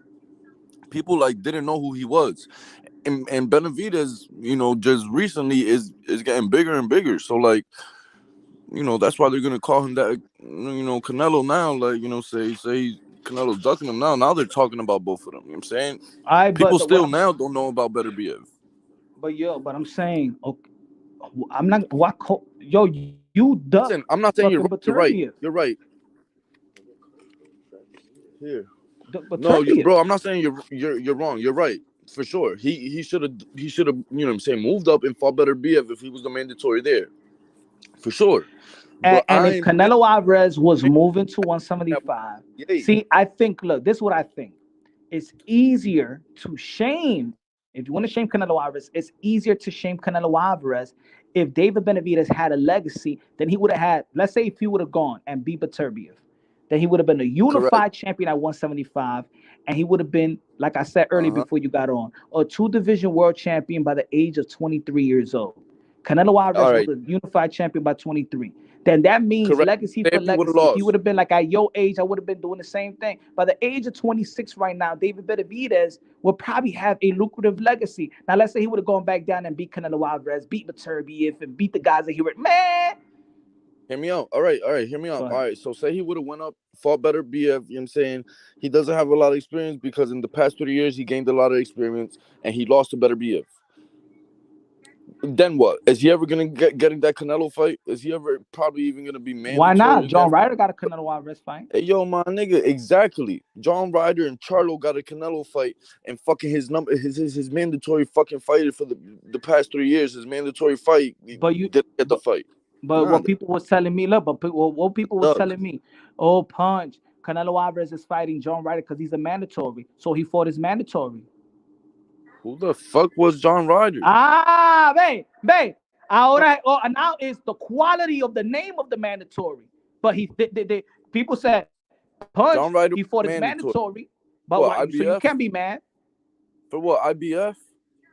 No, the WBO. For real? That's what people came to remember. You don't remember what people's coming at me? Because I said Canelo Alvarez shouldn't fight John Ryder, but yo, Punch, he's mandatory. Yo, he beat Zach Parker. So if I use most of the people's argument, because remember, everybody's was against me because I said let Demetrius Andre. Everybody was against me. But the name. Listen, I understand. All right, but the name matters though. Don't act like the name don't matter, because that's what lucrative means. That's what. So the name matters, or the mandatory position matters. Everything, or both of them. So why not? Listen, if you're gonna fight your mandatory anyways, why not fight a mandatory fight that's gonna get you way more money? And all I'm saying is, you can't. A fighter is not gonna knock on the door. They're not gonna knock on the door. But Benavidez did knock on his door, send him a contract and anything. No. I'm saying that the champion is not gonna knock on the door to get mandated. Yo, I mean. Yeah, I feel so you. So what is David Benavidez's team if he's been in that position for 3 years, like you said? He should have petitioned for the, you know what I'm saying, mandatory spot, correct, for the fight. Make it mandatory. Make me the next opponent. Because it seems kind of strange that all of them is in the same side of the street, same team, and there is no order. So they all working together. That's what I'm saying. It seems like It make it seem, oh, Canelo Alvarez don't want to fight us. Oh, Canelo, yeah, y'all on the same team. Y'all under the same umbrella. He said you gotta blame PBC for David not getting. I'm not blaming PBC. PBC is a show, bro. PBC is a show. Yeah, nah, you can't blame Everybody PBC. Want to blame everything on PBC. PBC is a show. How many times, damn, you all got a lot of y'all be getting fake by all these YouTubers and saying, no, PBC is a show. Yeah, they be saying they don't even company. understand. It's a bunch of managers that deal with Al Heyman. You gotta blame Samson Likowitz and the manager of David Benavidez. David Benavidez is not signed to Al Heyman. Yeah. A lot of them be using that, like they be saying shit and they don't even know like that it's just like a Tom Brown is platform. The they don't know what is promoter. They don't know what the platform is, who the manager is. They just PBC is a show like Dancing with the Stars, like America Top Model. That's what PBC is. People don't understand that shit. They still, to all these years, people be like, yeah, the PBC and the PBC and the PBC. Jackie, where you going? Nah, it's lit. I'm over here killing Punch. You better stay on. Yeah, right. Get out of here. Pitbull Cruz. He fights under the PBC umbrella. But is he a PBC fighter? No, he signed to Manny Pacquiao Promotions. Correct. Frank Martin, he signed to Man Down Promotion. Correct. David Benavidez is signed to Samson Likowitz. So the issue is, that's why I say Samson. Samson is Mauricio Sulaimán's best friend. Why is he? He's a promoter as well. His deals with Samson Likowitz, not with Al Heyman. Samson Likowitz deals with Al Heyman. Didn't. So I don't. If I'm wrong, I'm wrong. But didn't protecting the black title holders. You guys on that YTBC shit. That's what it is. I'm not on that YTBC narrative. Joker's wild. You on that YouTube narrative shit. Yeah, bro, you gotta understand that a lot of these dudes like are paid under the table, you know what I'm saying? And they say a whole lot of like shit just to spin narratives to get the attention away from what they want to get the attention away from. So what do you mean the PBC is protecting the black title holders? Like, what do you mean? I don't even.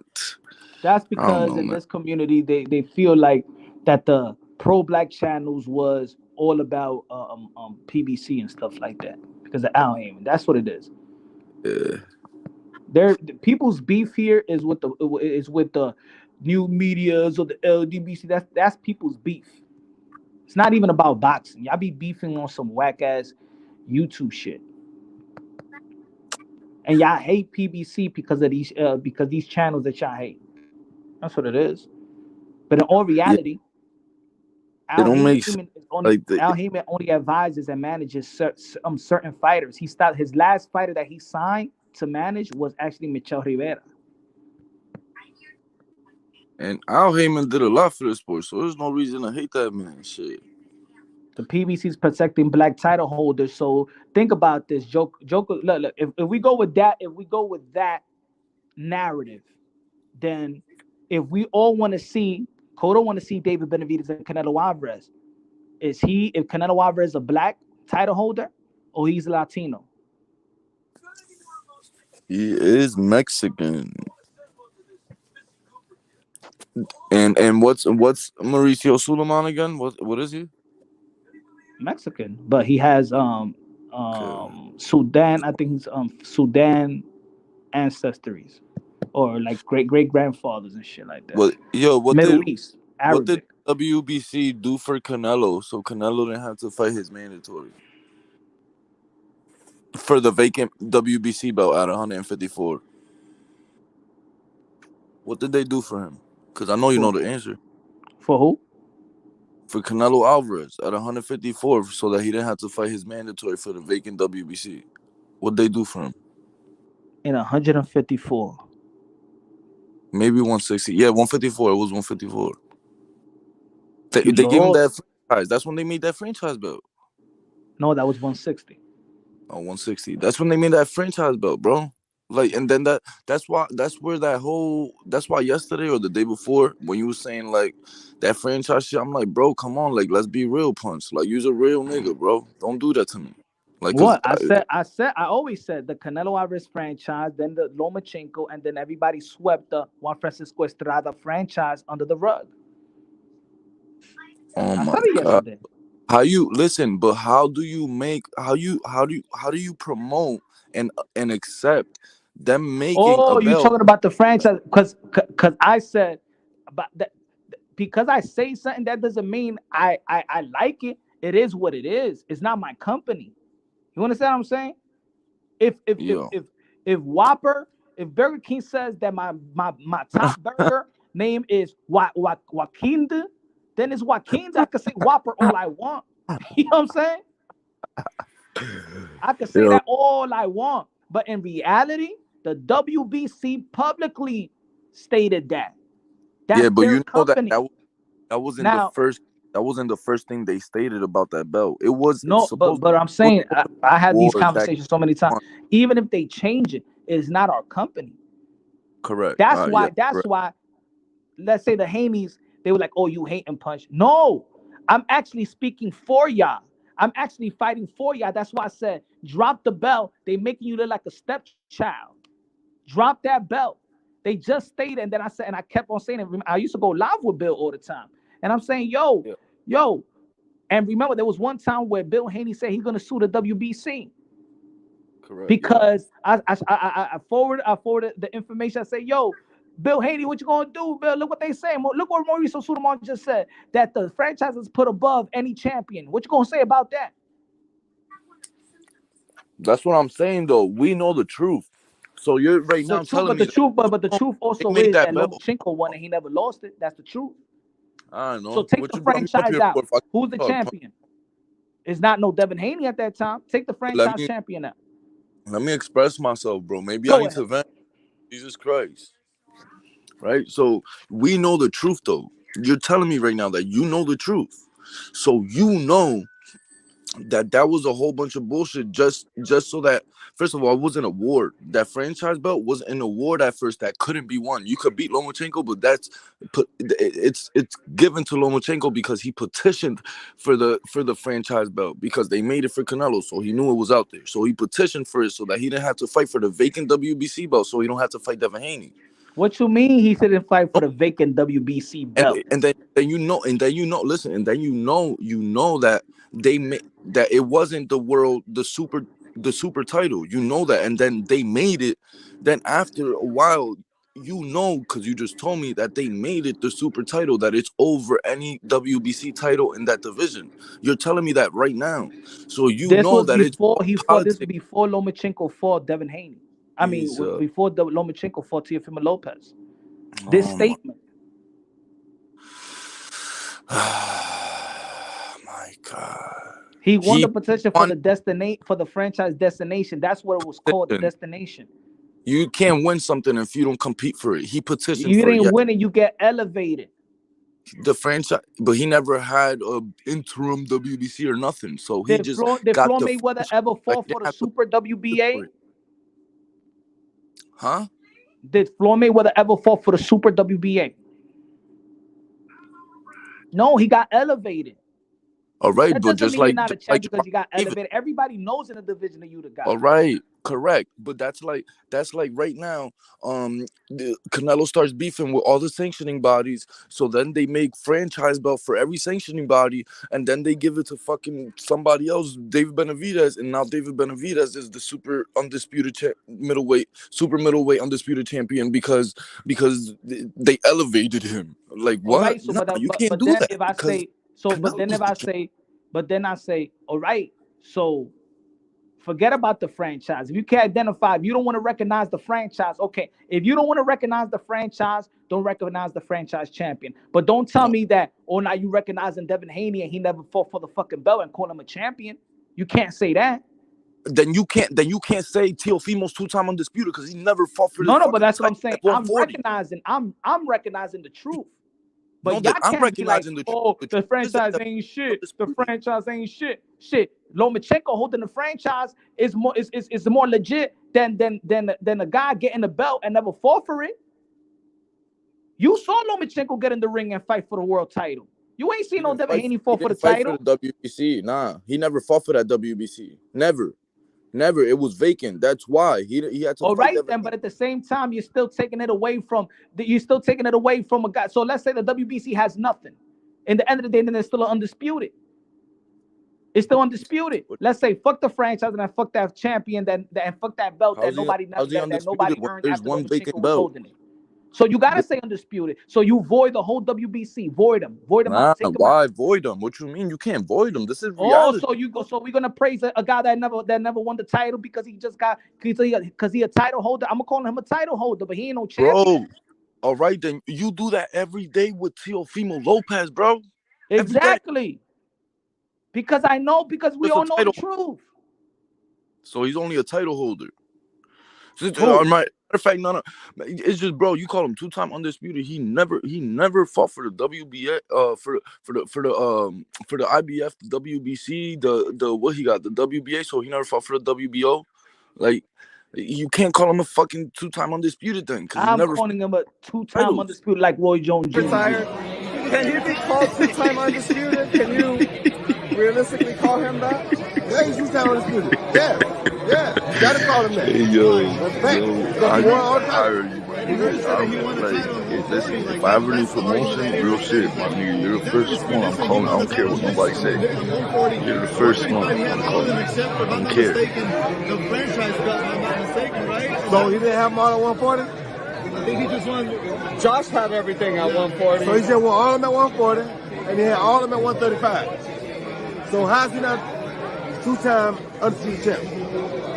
And not on top of that, he beat the man that was the man at the time in both weight divisions. So forget about the so-called belt. He beat the best fighter in the division both times. Call it like it is. Call it a spade. Get a man his credit. You don't box, you can't talk about it because you don't fight. You understand. When you beat the man, you are the man. I don't give a damn what belt you got. You beat the man, you are the man. He's talking to you, Coda. Fuck that. He's talking to you, Coda. Beat that nigga ass. Fuck, I'll fight, nigga. Anyway, man, he'll slap you with his turkey. With his chickens. Get out Roy Jones, bro. He's 76. Anyway, bro, he just said that he got all the belts at 140. He had all the belts at 135. He got all the belts at 140. Yeah, all the belts. He's man. fibbing. He's fibbing. All the belts, bro.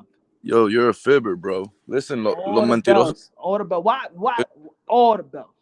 Lying is sinning. You're And supposed what, you to be a gonna call him a pastor. fan? You gonna call him a Teo fanboy? Nah, he probably was undisputed champion. I don't know. Something I don't that know. He was misinformed. I never did. And that was a hell of a goal in We itself. all know that. So Anyways, I'm not gonna sit right here and bash him or bash his dad. Congratulations on being the undisputed. I guess, but I mean, I don't know, bro. Former undisputed champion. You can't hold them accountable and not hold the other person. You can't say that something different for somebody else. You can't call Devin Haney just a title holder. Because you call Devin Haney a title holder. You don't know boxing. You never boxing. Yo, his credit. Yo, Tallboy Jones. That's good, rap star. Yo, I was looking at that video and like I felt like he was talking to me. So tell that nigga come see me. Oh my God! See now you in the delusional state of mind now.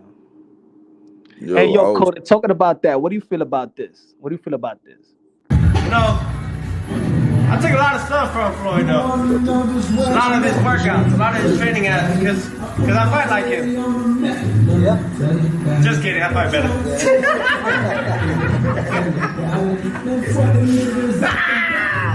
Hey, man, I fight better. What do you feel about Teofimo Lopez saying he fights better than Floyd Mayweather?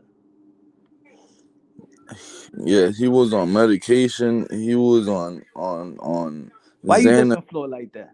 He was on Xanax. He was on old wine and Hennessy mixed with Migos and I don't know what the fuck else. He was on something. Why? On hallucinants. What you mean? Why, bro? Don't you want your fighter to have that confidence going into training, already well into training camp, going to war? Isn't every fighter say that?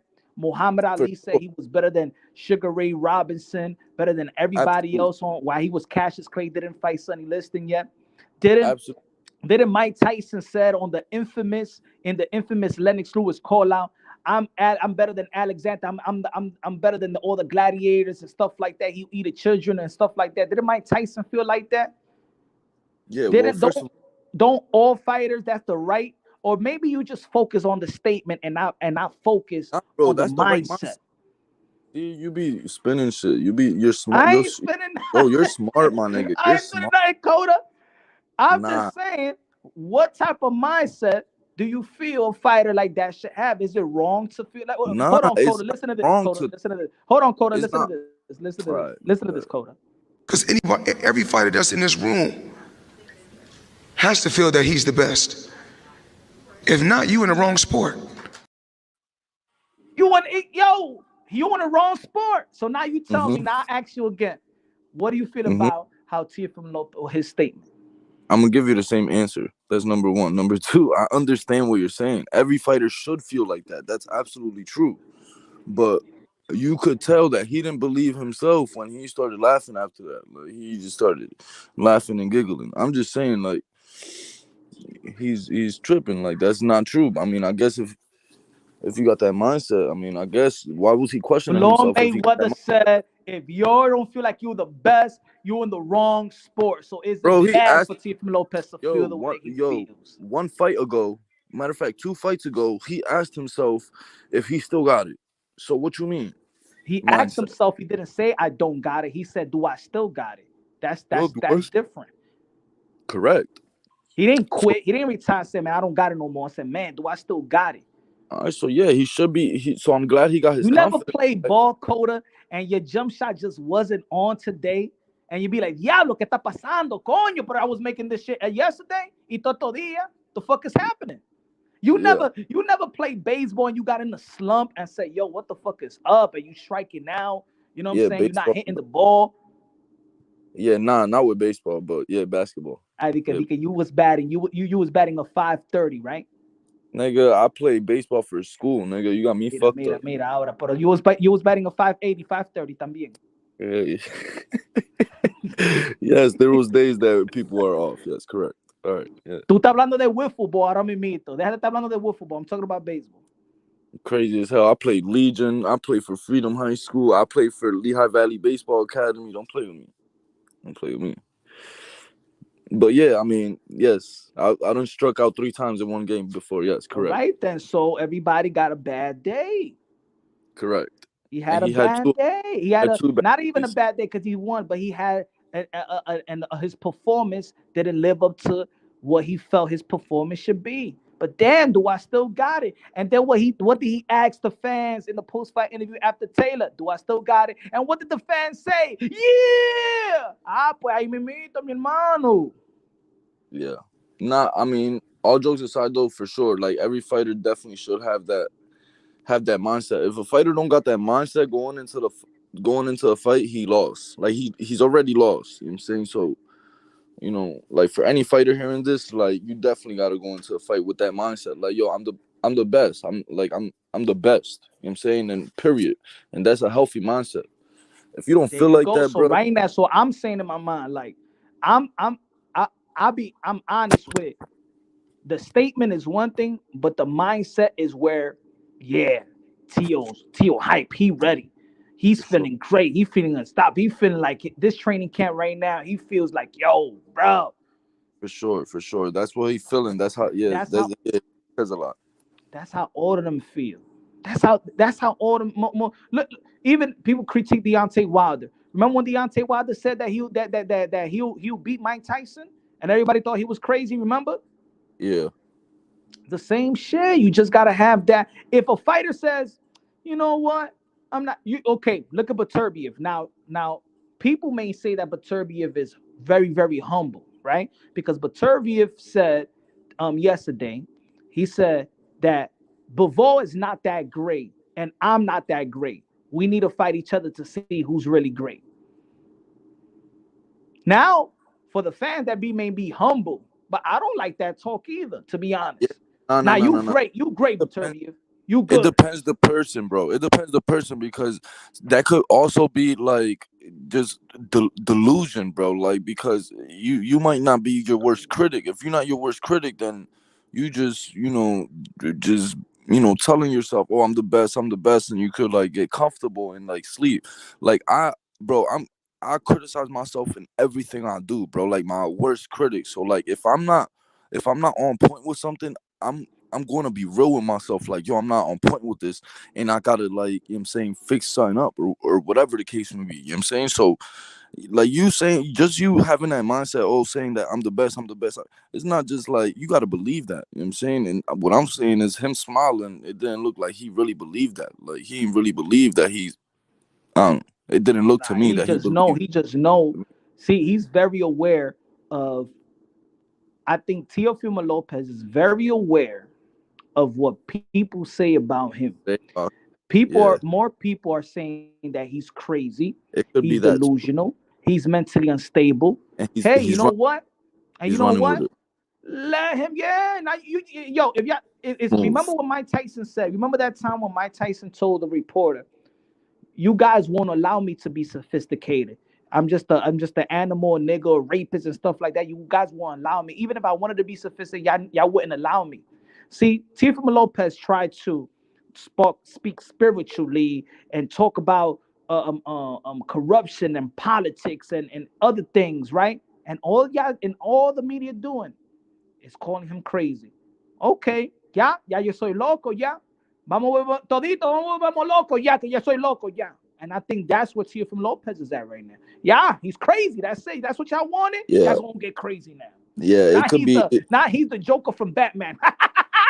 Let's go, baby. Yeah, that loco, yeah. No, that's But you know fire. what?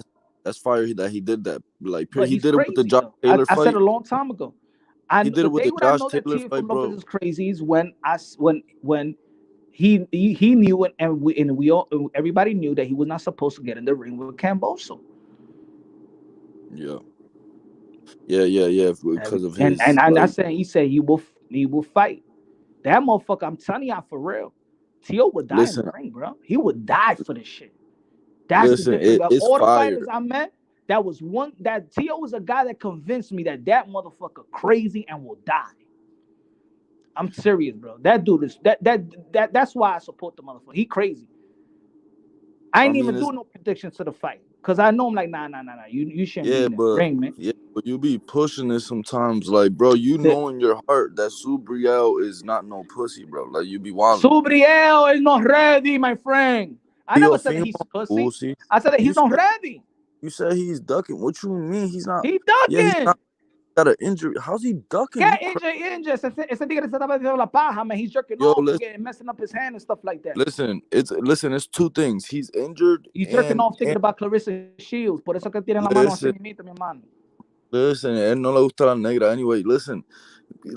It could be two things, right? It could be, or it could be both. It could be that his hand is injured, or it could be that the whole Amazon Prime thing, they got certain dates, you know what I'm saying? And PBC and his advisor, you know, and manager spoke to him and they said, like, you know, we got these dates for you. That's why he was trying to get the date pushed back. Or it could be both of them. His hand was injured and they told him that. So he couldn't. Mind you, it was only 8 weeks after his fight. That means an 8-week camp. Good enough time. Right, but if he's injured, he can't have injured. Injured. Yo, first of all, if you're a big, how about you just show respect to the real guy that stepped up? Shout out to Camino T. No. How real about Boricua with cojones. See. Listen, Subriel's that, bro. He's that. Who he beat? Huh? Who he beat? He'll beat Teo. Why would Teo? He'll beat Teo. Why would Teo call him out? Who he beat? He's complaining about big money fights. Who he beat, Coda? Don't be looking at Google right now. Mira. Don't Google. Who he beat? He just beat Ergashev. Ergashev. How you spell Ergashev? He just ER.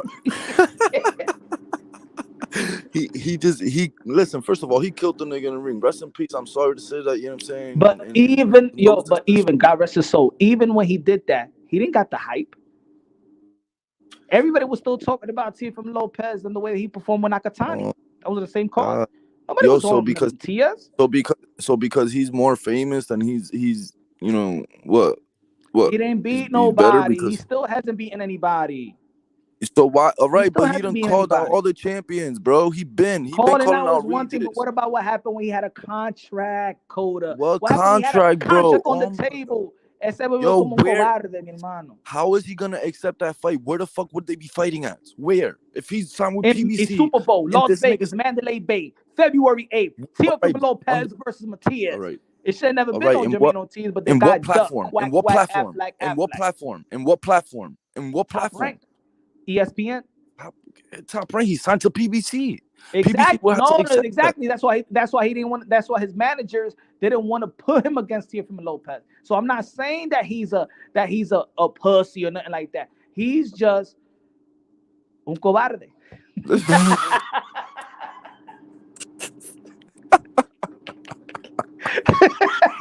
Yo, this is what I'm saying, yo. Like, this is why I say you're nice, bro, because you be like talking that shit nice. Like, niggas need to hire you, bro, for real. You need to pay $50, go get a manager license, my nigga, and you know what I'm saying, get to work. That's what you need to do. I'm telling you, bro. Listen, I've done heard videos from you that I'm like, yo, this nigga spins shit so good. So I thought I was ill with it, bro. You were. I don't be spit, man. Come on, what you trying to say, man? What you trying to say, Coda? You the GOAT, my nigga, at that shit. You the GOAT. Niggas think Floyd is nice. I just call it how I see. I ain't trying to spit nothing, man. Nah, come on, Coda. You take the facts and I don't know. You do something.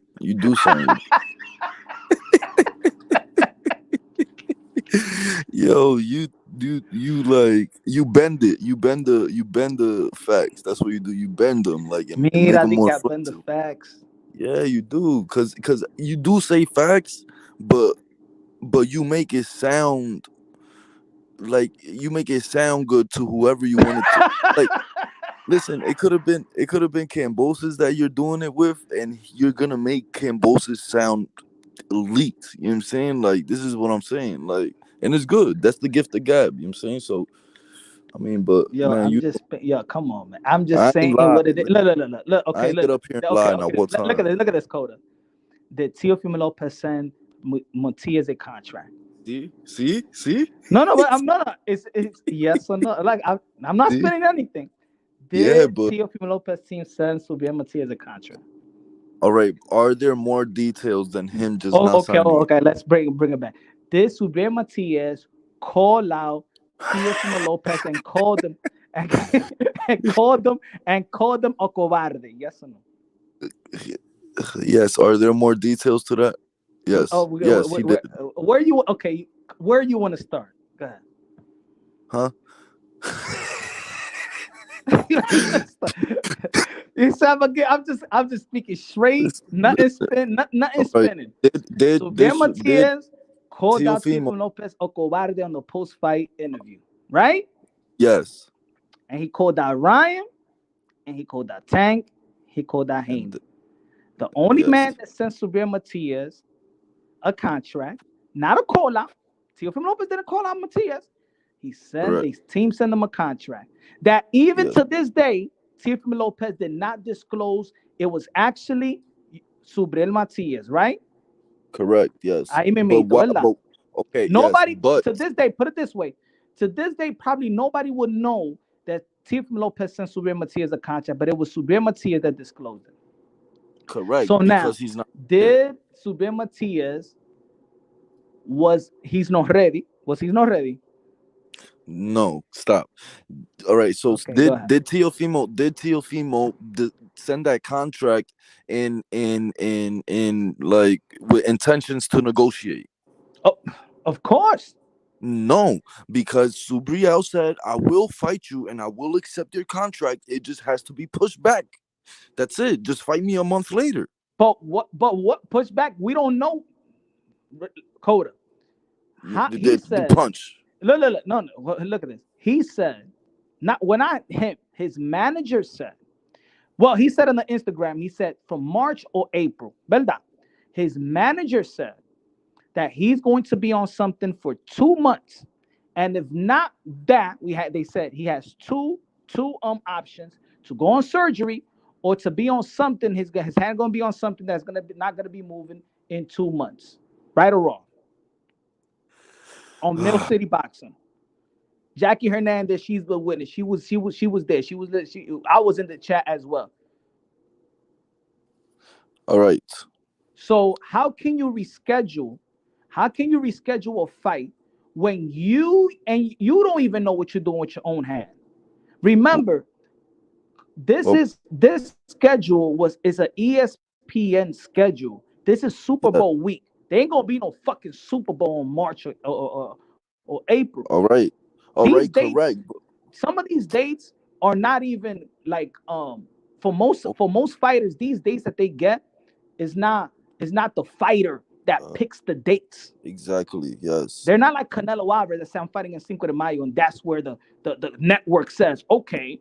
Yes. All right. Correct. I understand exactly why I'm saying Teofimo send that contract, knowing that Subriel is signed to PBC and it's an ESPN date, knowing that it's not Subriel, it's not all on Subriel to just accept that He ain't date. signed to PBC. Who? Subriel. Subriel's manager does work with PBC, but he's not signed to a network. Subriel Matias could go any way he wants. You think that they will allow Subriel Matias to run 5K with Eddie Hearn and chop it up with Eddie Hearn? That's breaching a contract. Wait, you just contradicted yourself. What you mean? I thought he could go anywhere he wants. Exactly. He could go to ESPN, but his team. Remember, he's not signed to a Al Heyman. He's signed to what's his name? That he's a Puerto Rican from what's his name? Martinez. That he's in the music industry. Yeah. I don't know his name. I don't know. That's his team. His team just does business with Al Heyman. But his team knows that Al Heyman, their partners, got the Amazon Prime deal. All right. Listen, in all actuality, there was enough time for Subriel Matias with the way that he performed. He knocked the dude out, stopped the dude out in the 5th round. I seen him after the fight, me dio la mano y toda esa mata. I gave him a grip. Coño, dame la mano, ahí mimito, sí, mimito. Yo, mi mano está bien. Well, he gave you the right hand, not the left hand. He gave me, no. The left hand is disrespect. No. Ni It tenía was hielo también. He didn't even have ice. He wasn't even ice in the hand. Even if his hand wasn't injured, which it was, even if his hand wasn't injured. It wasn't injured, eso mentira. Listen to me, even if it wasn't injured, bro. First of all, Teofimo's been out here bitching about what he's been getting paid. You know, getting paid $1 million for Josh Taylor, blah blah. And this, why the fuck? Why, if you trying to get paid, why would you send Subriel a contract? You know what I'm saying, to really fight? Like if Subriel is this big money fighter, because they're already looking out for Teo, and he was looking out for Subriel Matias, a fellow Latino. Toma, $1.5 million. I'm fucking arguing about $1.5 million, and we're giving you $1.5 million. Bro, you know. Subriel Matias did not complain about that. You know what his managers, what his trainer said on the Mill City Boxing interview? Oh, they think that, you know, we just gonna fall for the 1.5 million and stuff like that. Pero cuando tú has hecho 1.5 million, mi hermano? When? Yeah, bro, you're a GOAT. This is why I say you're the GOAT, because you know the the politics behind all this shit. What do you mean? You see, it's just you're a GOAT. Because what do you mean, brother? Listen, Teofimo, he had just fought, and he's saying his hand is injured, and then you're gonna send him a contract for 8 weeks. Teofimo Lopez ain't paying attention to his hand injury. Oh my God, he's paying attention to the call out. All right, and he said, all right, the call out was in the post fight. The Subriel Matias call out was like this: "Hey, Teofimo Lopez, maldito cobarde, I want to fight you next, but after I get my hand right, then we can get it on." No, exactly. He didn't say that shit. All right, but he probably said that shit when fucking they send him a contract. He's like, "Oh no, look at my hand right now." Hey, yo, bro, listen. Eso no care. Hey, yo, Teofimo Lopez sent him a contract. All of a sudden, he want to do an interview about to get his hand hurt. Yo, listen. Esa vaina, mi hermano. I don't know, man. He wasn't suspended. Suspension from the Nevada State Commission. Ese tigre está bueno.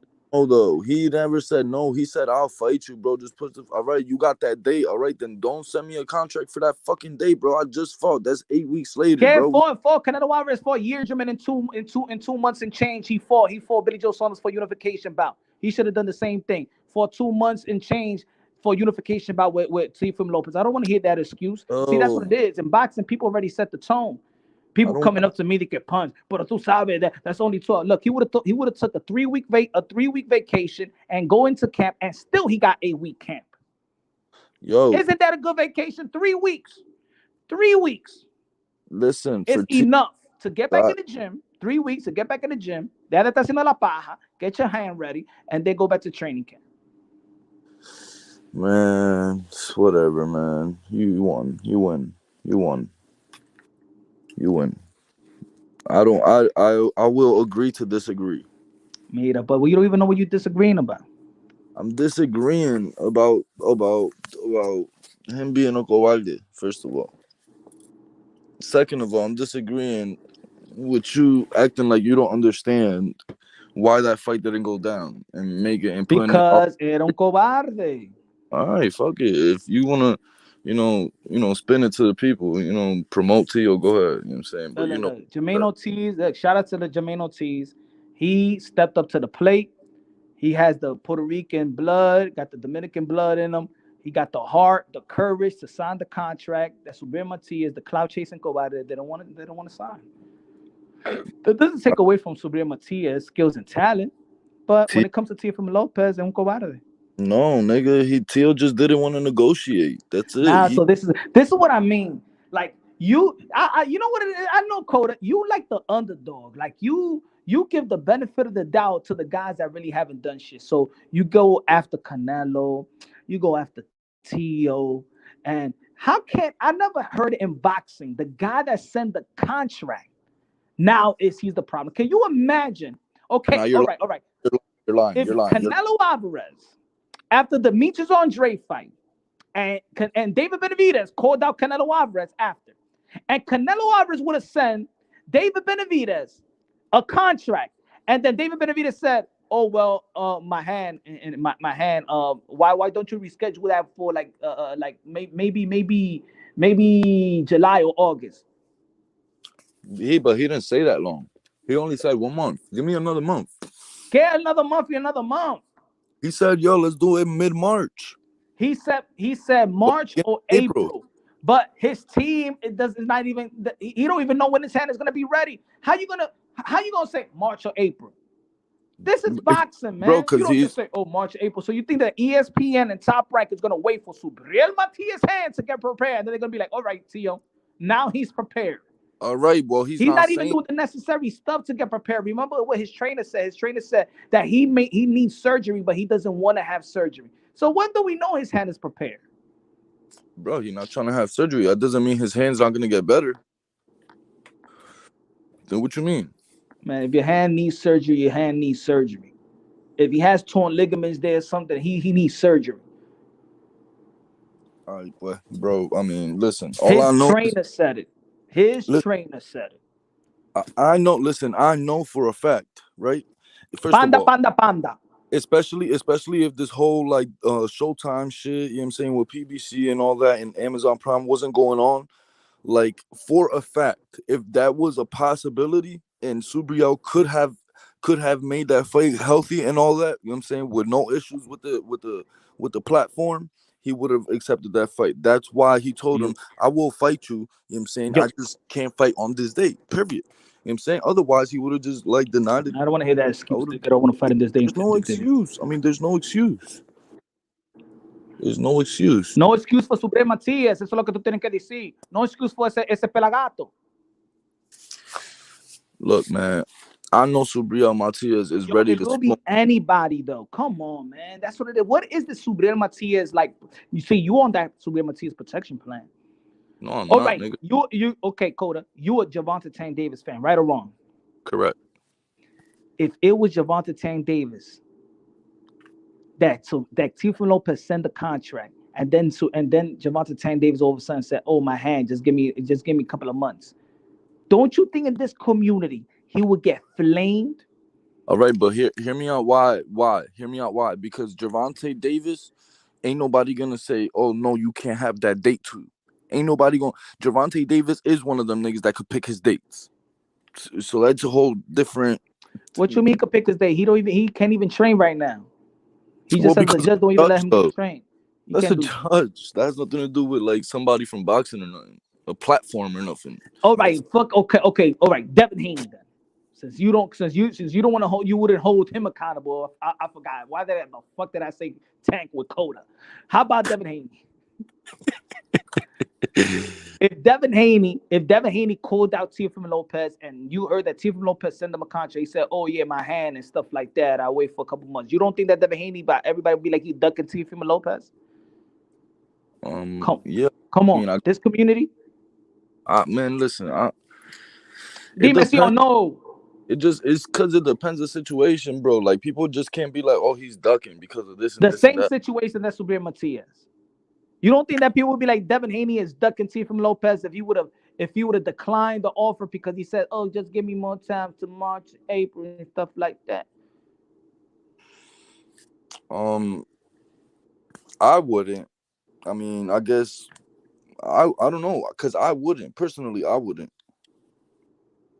I just wouldn't, because it's not like he's not trying to negotiate, bro.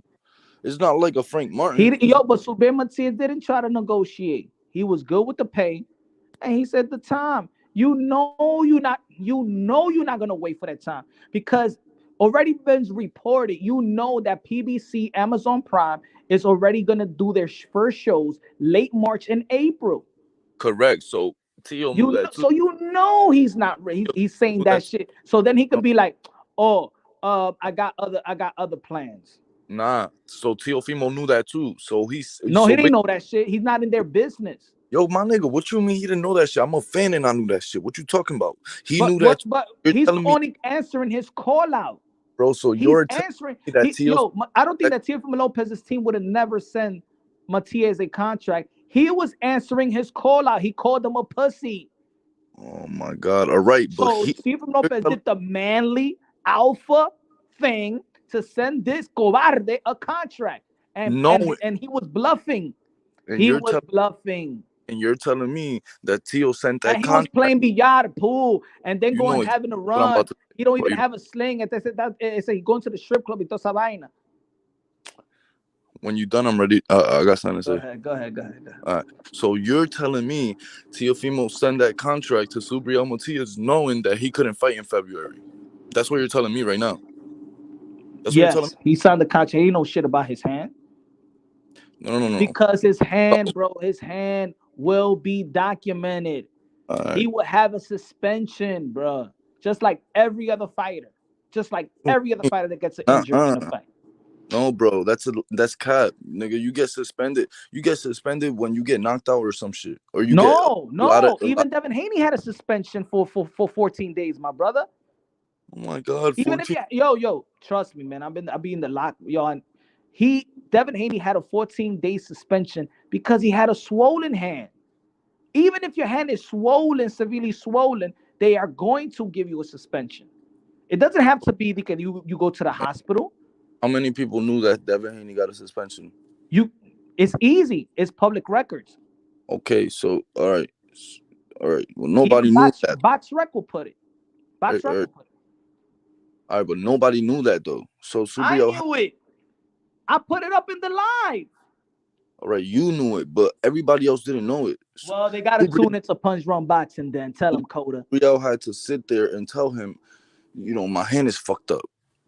That's it. And if it's not that, like I said, then it's because of politics. It's not that he's a cobarde and he's scared of Teo. Cobarde. Nah, bro. Listen. Teofimo. I'm not sure he'll beat Subriel, man. I don't know. I'm not sure he'll beat Subriel. I know Devin will. I know Devin will beat Subriel because he's gonna make it an easy. You know that Teo's gonna be good. Teo will whoop Subriel Matias' ass. Get Subriel Matias like I know I need to see that. I need to see it though. Yeah, no, you're right. Subriel don't got the best resume, but with the resume he does have, he's done what he had to do. Like he's done it effortlessly because even the loss that he has was a robbery. You know what I'm saying? They gave it to the nigga. That's why he did what he did in the rematch. Rest in peace. But etc. I'm just saying, my nigga. I'm just saying. Teo sent that contract knowing he couldn't fight. Man, he had the balls to send the contract, man. And exclusive news on Punch Drunk Boxing. We're going to give props to the person that declines contracts. Like you just said, you see how I be catching you, man. The way I be catching you, Coda. You just said, but David Benavidez sent Canelo Alvarez a contract and he declined. He's a pussy if you don't want to fight David Benavidez. But here he comes no. Let me finish. And now Teo sending Matias a contract, but you give him the benefit of the doubt. But let me give Canelo Alvarez the benefit of the doubt for not signing the $50 million contract with David Benavidez. Yo, first of all, it's a whole different situation. Good situation. Eso mentira, mi hermano, that his hand. He was jerking off to Clarissa Shields and he fucked up his hand. That's what happened. And I don't care if you see. Exactly. So his hand is still fucked up, even if he was jerking off. Tell him to stop.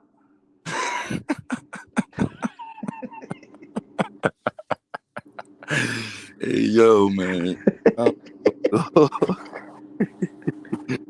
Yo, dog, I'm telling you, go get that license, man, and you will be a manager, my nigga, elite manager in by 2026.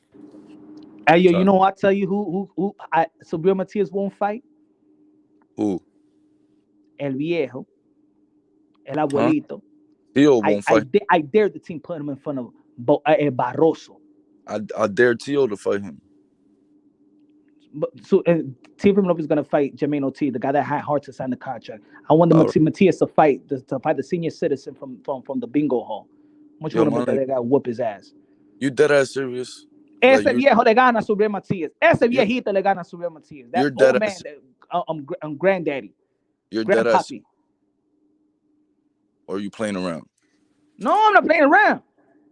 Ese abuelito le gana a Subriel Matias. Nah, you can't be serious. Why? Hey, ese abuelito got a better resume than the Subriel Matias. Who said? El abuelito is more proven. Oh, Harold Davis was a decent fighter.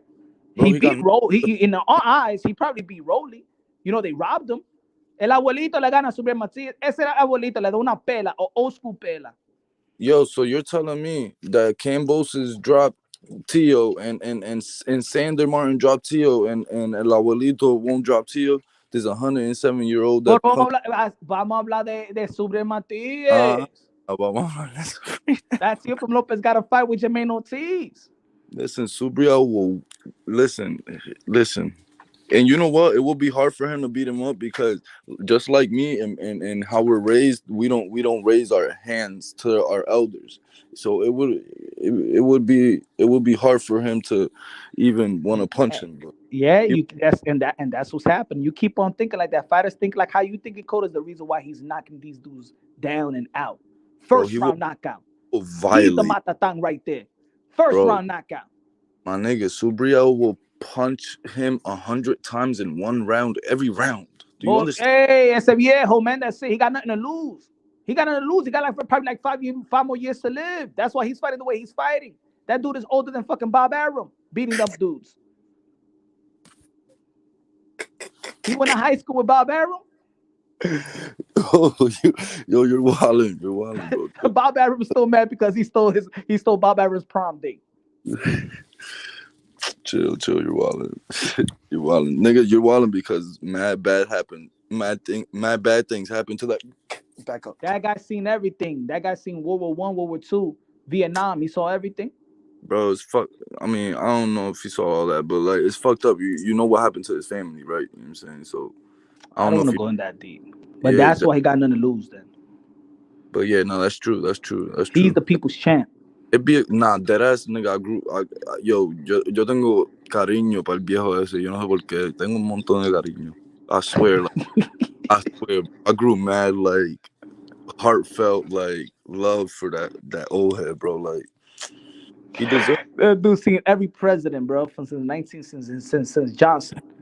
Oh. But he's president or something like that.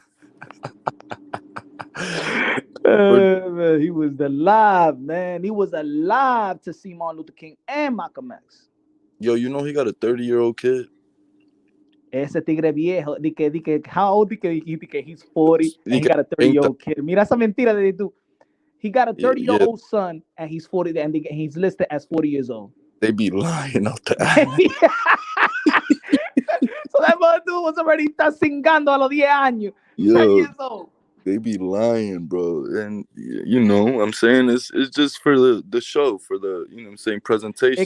Because you know people from the Caribbean, you know that. And from South, they come to America and they got 2 birthdays. Of course. Nah, and maybe he's a senior citizen already, so they couldn't put him as a senior citizen to be fighting up there. So, you know what I'm saying? Like, you know what? We just gonna list you at 40.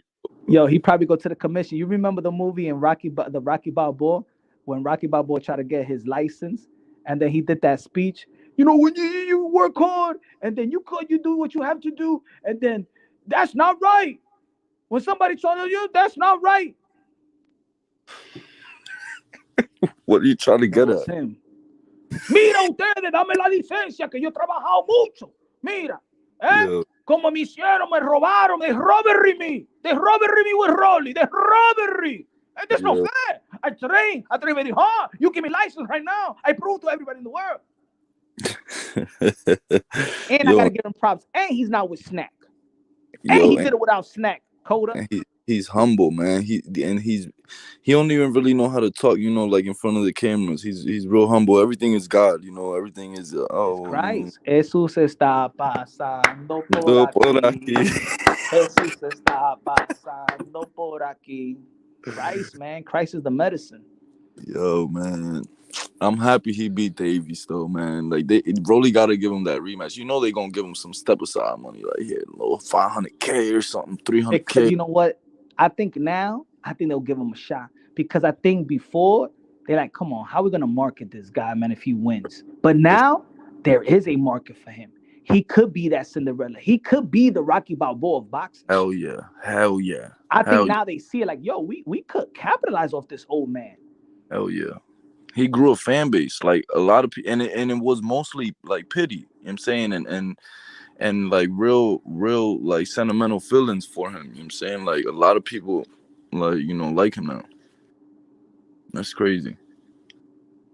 But they're not gonna give him Rolly next. They're not gonna do that, bro. Ryan and Rolly is a huge fight. They're not gonna stop that fight to give it to Barroso. It's not happening. Hey, I think he's getting more credit than I think to be honest, whether he's not gonna get the fight with Rolly, I think the boxing fans respect Barroso more than Rolly. For Rolly, it's because he got a mouthpiece.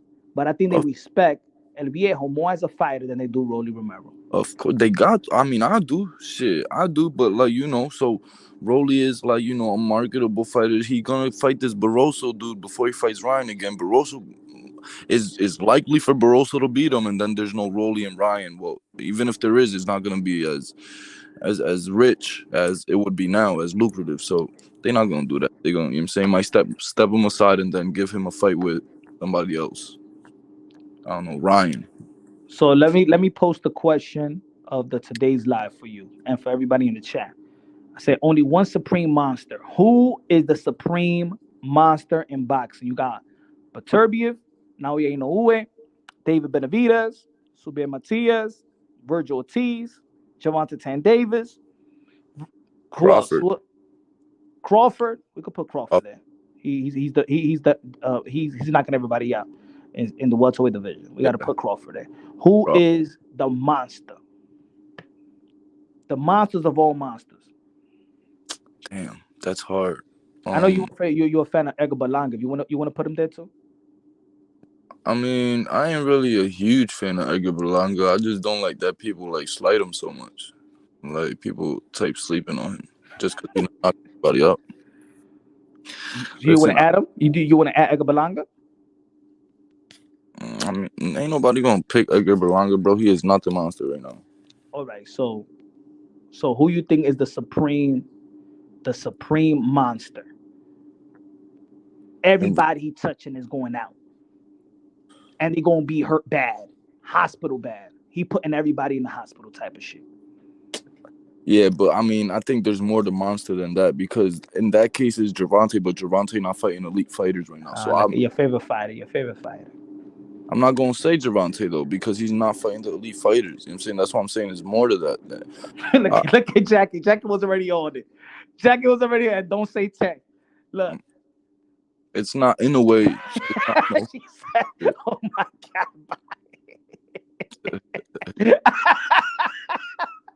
Jackie. Anthony, the one I knew he was gonna say tag too. I didn't say tank. Out of here. Y'all hating ass motherfuckers. Listen, I think it's Crawford, to be honest, because Crawford is the monster of all. Bro, the way he beat another top 5 pound for pound fighter and dominated and made it effortless is crazy. Is like unbelievable. Like it's hard to believe, for real. Like he violated, bro. Like he probably ended Spence's career. I think he did. Once Spence is saying in the tweet saying that he don't have to fight no more, that his family is retire my family. I don't need to lace up any gloves anymore. Yo, you ever say that he don't live like a fighter and all that stuff? Ever seen one of your boys that you know what I'm saying, he used to have gangster and all that, you know what I'm saying, and then at a certain point he got like beat up or jumped or something like that, and then after that he starts like talking like real peaceful and he's not a gangster no more. That's what fucking Crawford did to Spence, my nigga. Like, I gotta be honestly, like I always knew that Bud beat Spence. I never thought that Spence really could beat Bud. But I didn't see the performance like that. I gotta be honest. I didn't see him to destroy Spence like that. And I think that's why, people are really stuck on his performance. You know what? Is okay.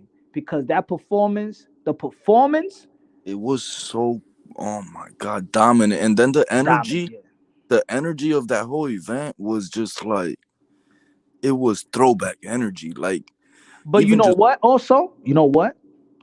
I didn't think that Inoue was going to do to Stephen Fulton the way that he did him either. No, that's a fact. But yeah, that's a fact. Maybe the magnitude of the Earl Spence and Bud fight for the Yeah, casuals, for everything. Stephen But Fulton just wasn't a speaking pound. hardcore, I didn't think that Inoue was gonna move up and destroy Stephen Fulton like that. No, that's a Nah, I fact. didn't see that coming. That's an absolute fact. I had But Inoue beating Stephen Fulton, but the same way I didn't have him one-sided beat down. Yo, Stephen Fulton ain't win one fucking round.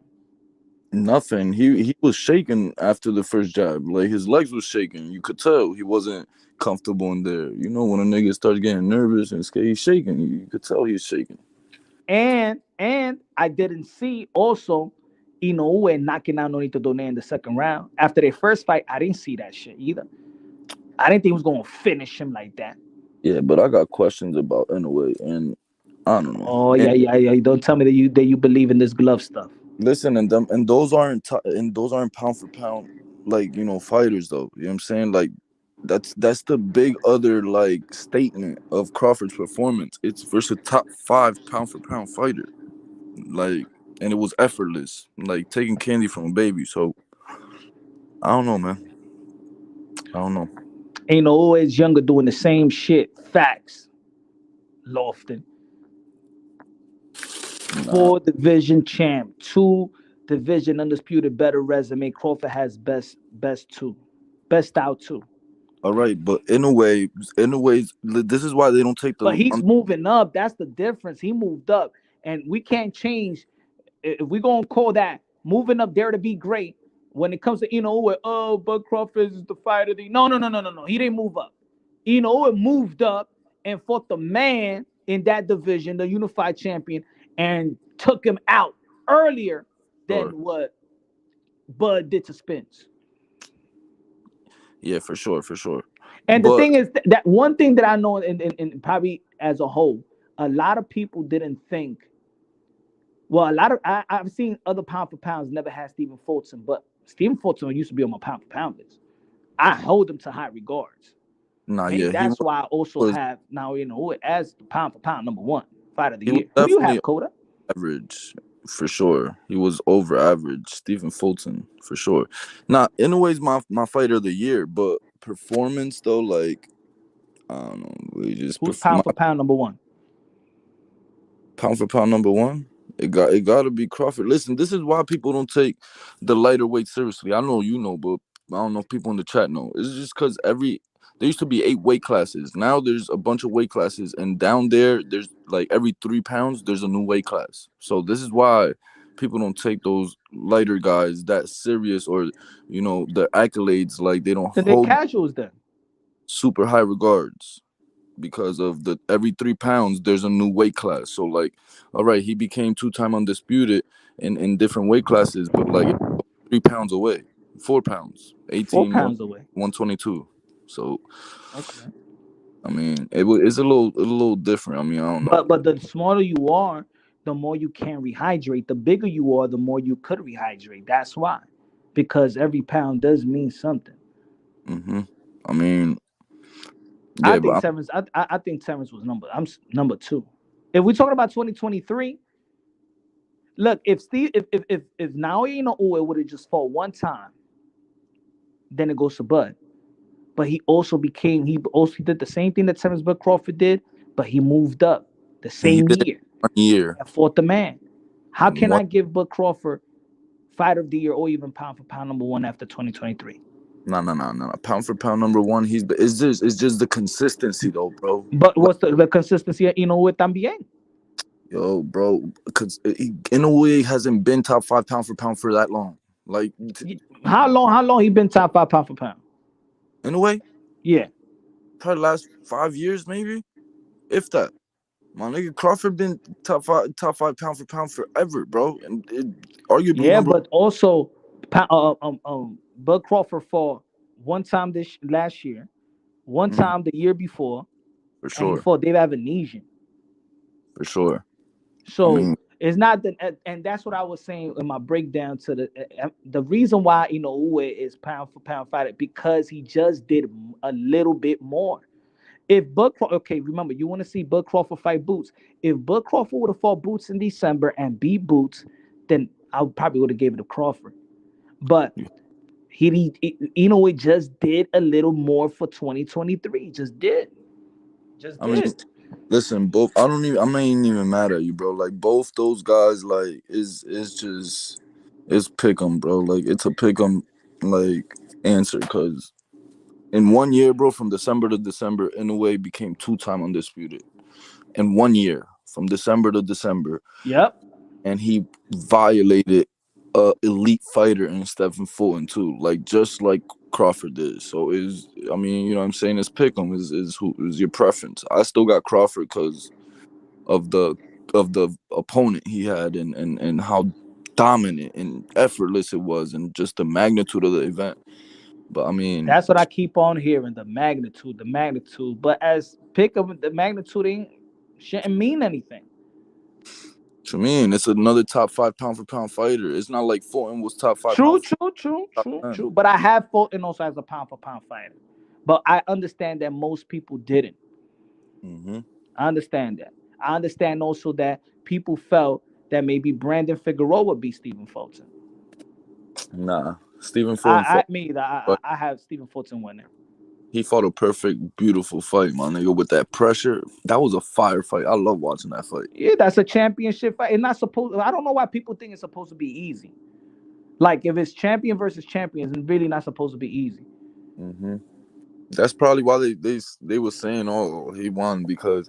And then when they asked for the rematch, he was like, "Nah, hell nah, man. I'm going back up to 130." I thought you wanted this rematch. What happened?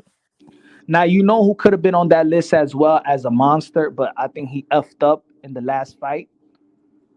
Isaac Cruz. Navarrete. Navarrete, yeah, absolutely. With Conceição. Yeah, if he didn't have that draw, then I think he would have been in the list of monsters. Yo, bro, and it was. I mean, the draw was iffy. I mean, it was a good call, but salute, champ. Salute. It could have went the other way. It definitely could have. They gave him the benefit of the doubt because he's buzzing right now. Let's the near fight coming soon. So okay, we got Teo coming up next. If Teo does look sensational versus Jermaine Ortiz, Teo does want Matias in June. Wow, Jermaine he does want Matias in June. It's still on the table. It's still on the table. Is your guy gonna be ready, or is he going to take a fight on PBC? He's say that he needs a tune-up to get his hand ready. He's gonna take a fight on PBC. But no, don't take it because this was gonna happen. Teo is going to, if he beats Jermaine Ortiz, he's gonna say we're fighting in June. Yeah, I'm saying it right now. How much you want to bet that Subriel Matias is going to take an Amazon Prime fight? I'm telling you right now that he is. I agree with you. So in all actuality, he was going to he ducked Teofimo Lopez regardless. See, you agree with me? No. We got to the understanding that it was because of that period, that because of the whole Amazon Prime thing and all that going on, and because they're loyal to them. It's almost like Jerome Boutin is the same situation. He's not signed to them, but he's loyal to PBC. All right, so he was going to duck no matter what, right, Coda? Oh my God, no. Man, but you're just saying it right now. He stayed loyal to PBC, so was he going to duck anyway, right? No.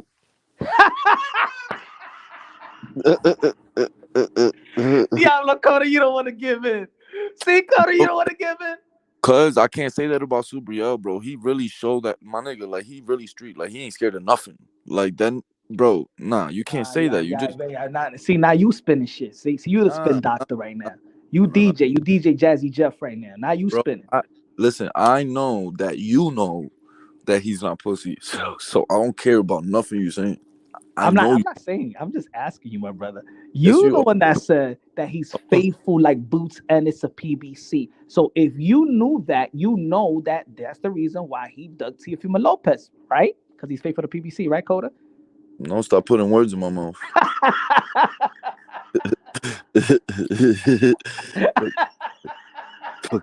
Diablo, Coda. Diablo, man. And you call me the spin doctor. Nah, you are DJ Jazzy Jeff, man. Listen, man. DJ Red Alert. Hey, yo, bro, listen. If it was the other way around, Sensation. if it was the other way around, Teo Teo would have done the same thing because he's with Top Rank. So now they got to sit down. What you with mean he Top did the same Rank. thing? How you think the George Kambosos came about? He fought for it.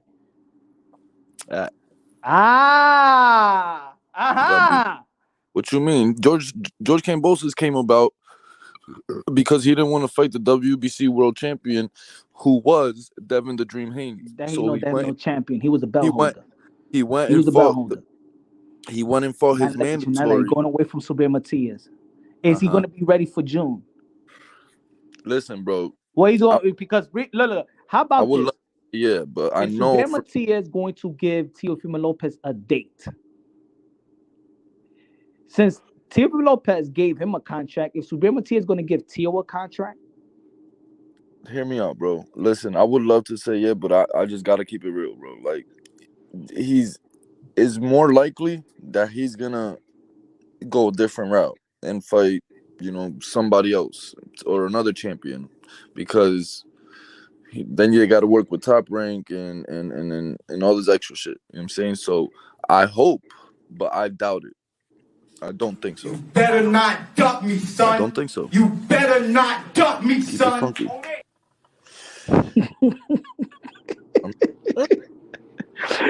He better not duck. He gonna duck to you. You know what? You know what's the best? I already see this. I already see the narrative at first, and it's gonna shoot him in. He's gonna shoot himself on the foot. If Teofimo Lopez has, let's say, he got stitches, or let's say he hurt his hand. You know what? That's when Subriel Matias is gonna be like, "Oh yeah, fight me in April," and try to use that narrative against him, right? But if he does, if Teofimo Lopez wins, got nothing, no hand, no stitches, no nothing, ready to go. Bro, what do you think? Ready in June. He better be ready in June. You scared of him or what? Like, what do you think? You tripping, I don't bro. think. No. I don't think that Subriel Matias is scared. I just know that his team won't risk Subriel Matias right now. Fuck out of here. But the way that Subriel Matias is talking is making them look like one. He shouldn't speak. Let his team speak because y'all declined the fight. But I mean, no, he's doing what he got to do. He's promoting himself. Yeah, promoting himself, but it doesn't. When it comes to T, it doesn't make sense because he had a contract. Now, if you want to promote yourself with Haney,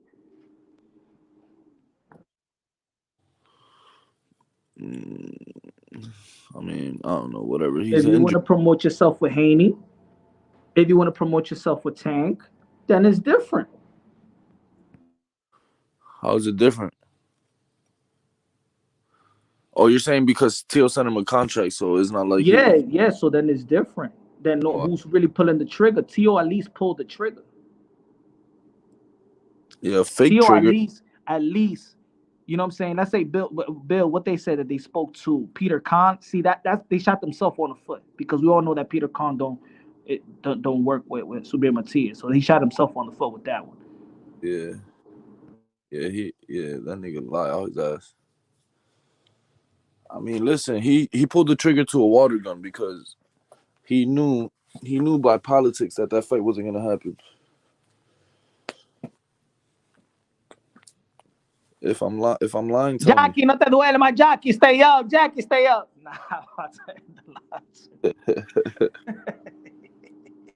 Yo, but listen, Jermaine Ortiz is not an easy task, bro. Like, it's not an easy task. Hey, he gotta come on point. Okay. Chubino, okay. Why you muting shit?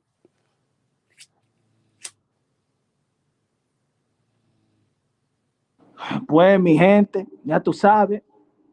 Have a good night, everybody. Koda.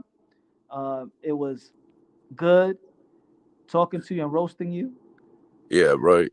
Yeah, good night. Good night. Hey, tell Subriel Matias to be ready in June. New York City. You're gonna go to Madison Square Garden. New York City. York City, Madison Square Garden, Puerto Rico Day Parade.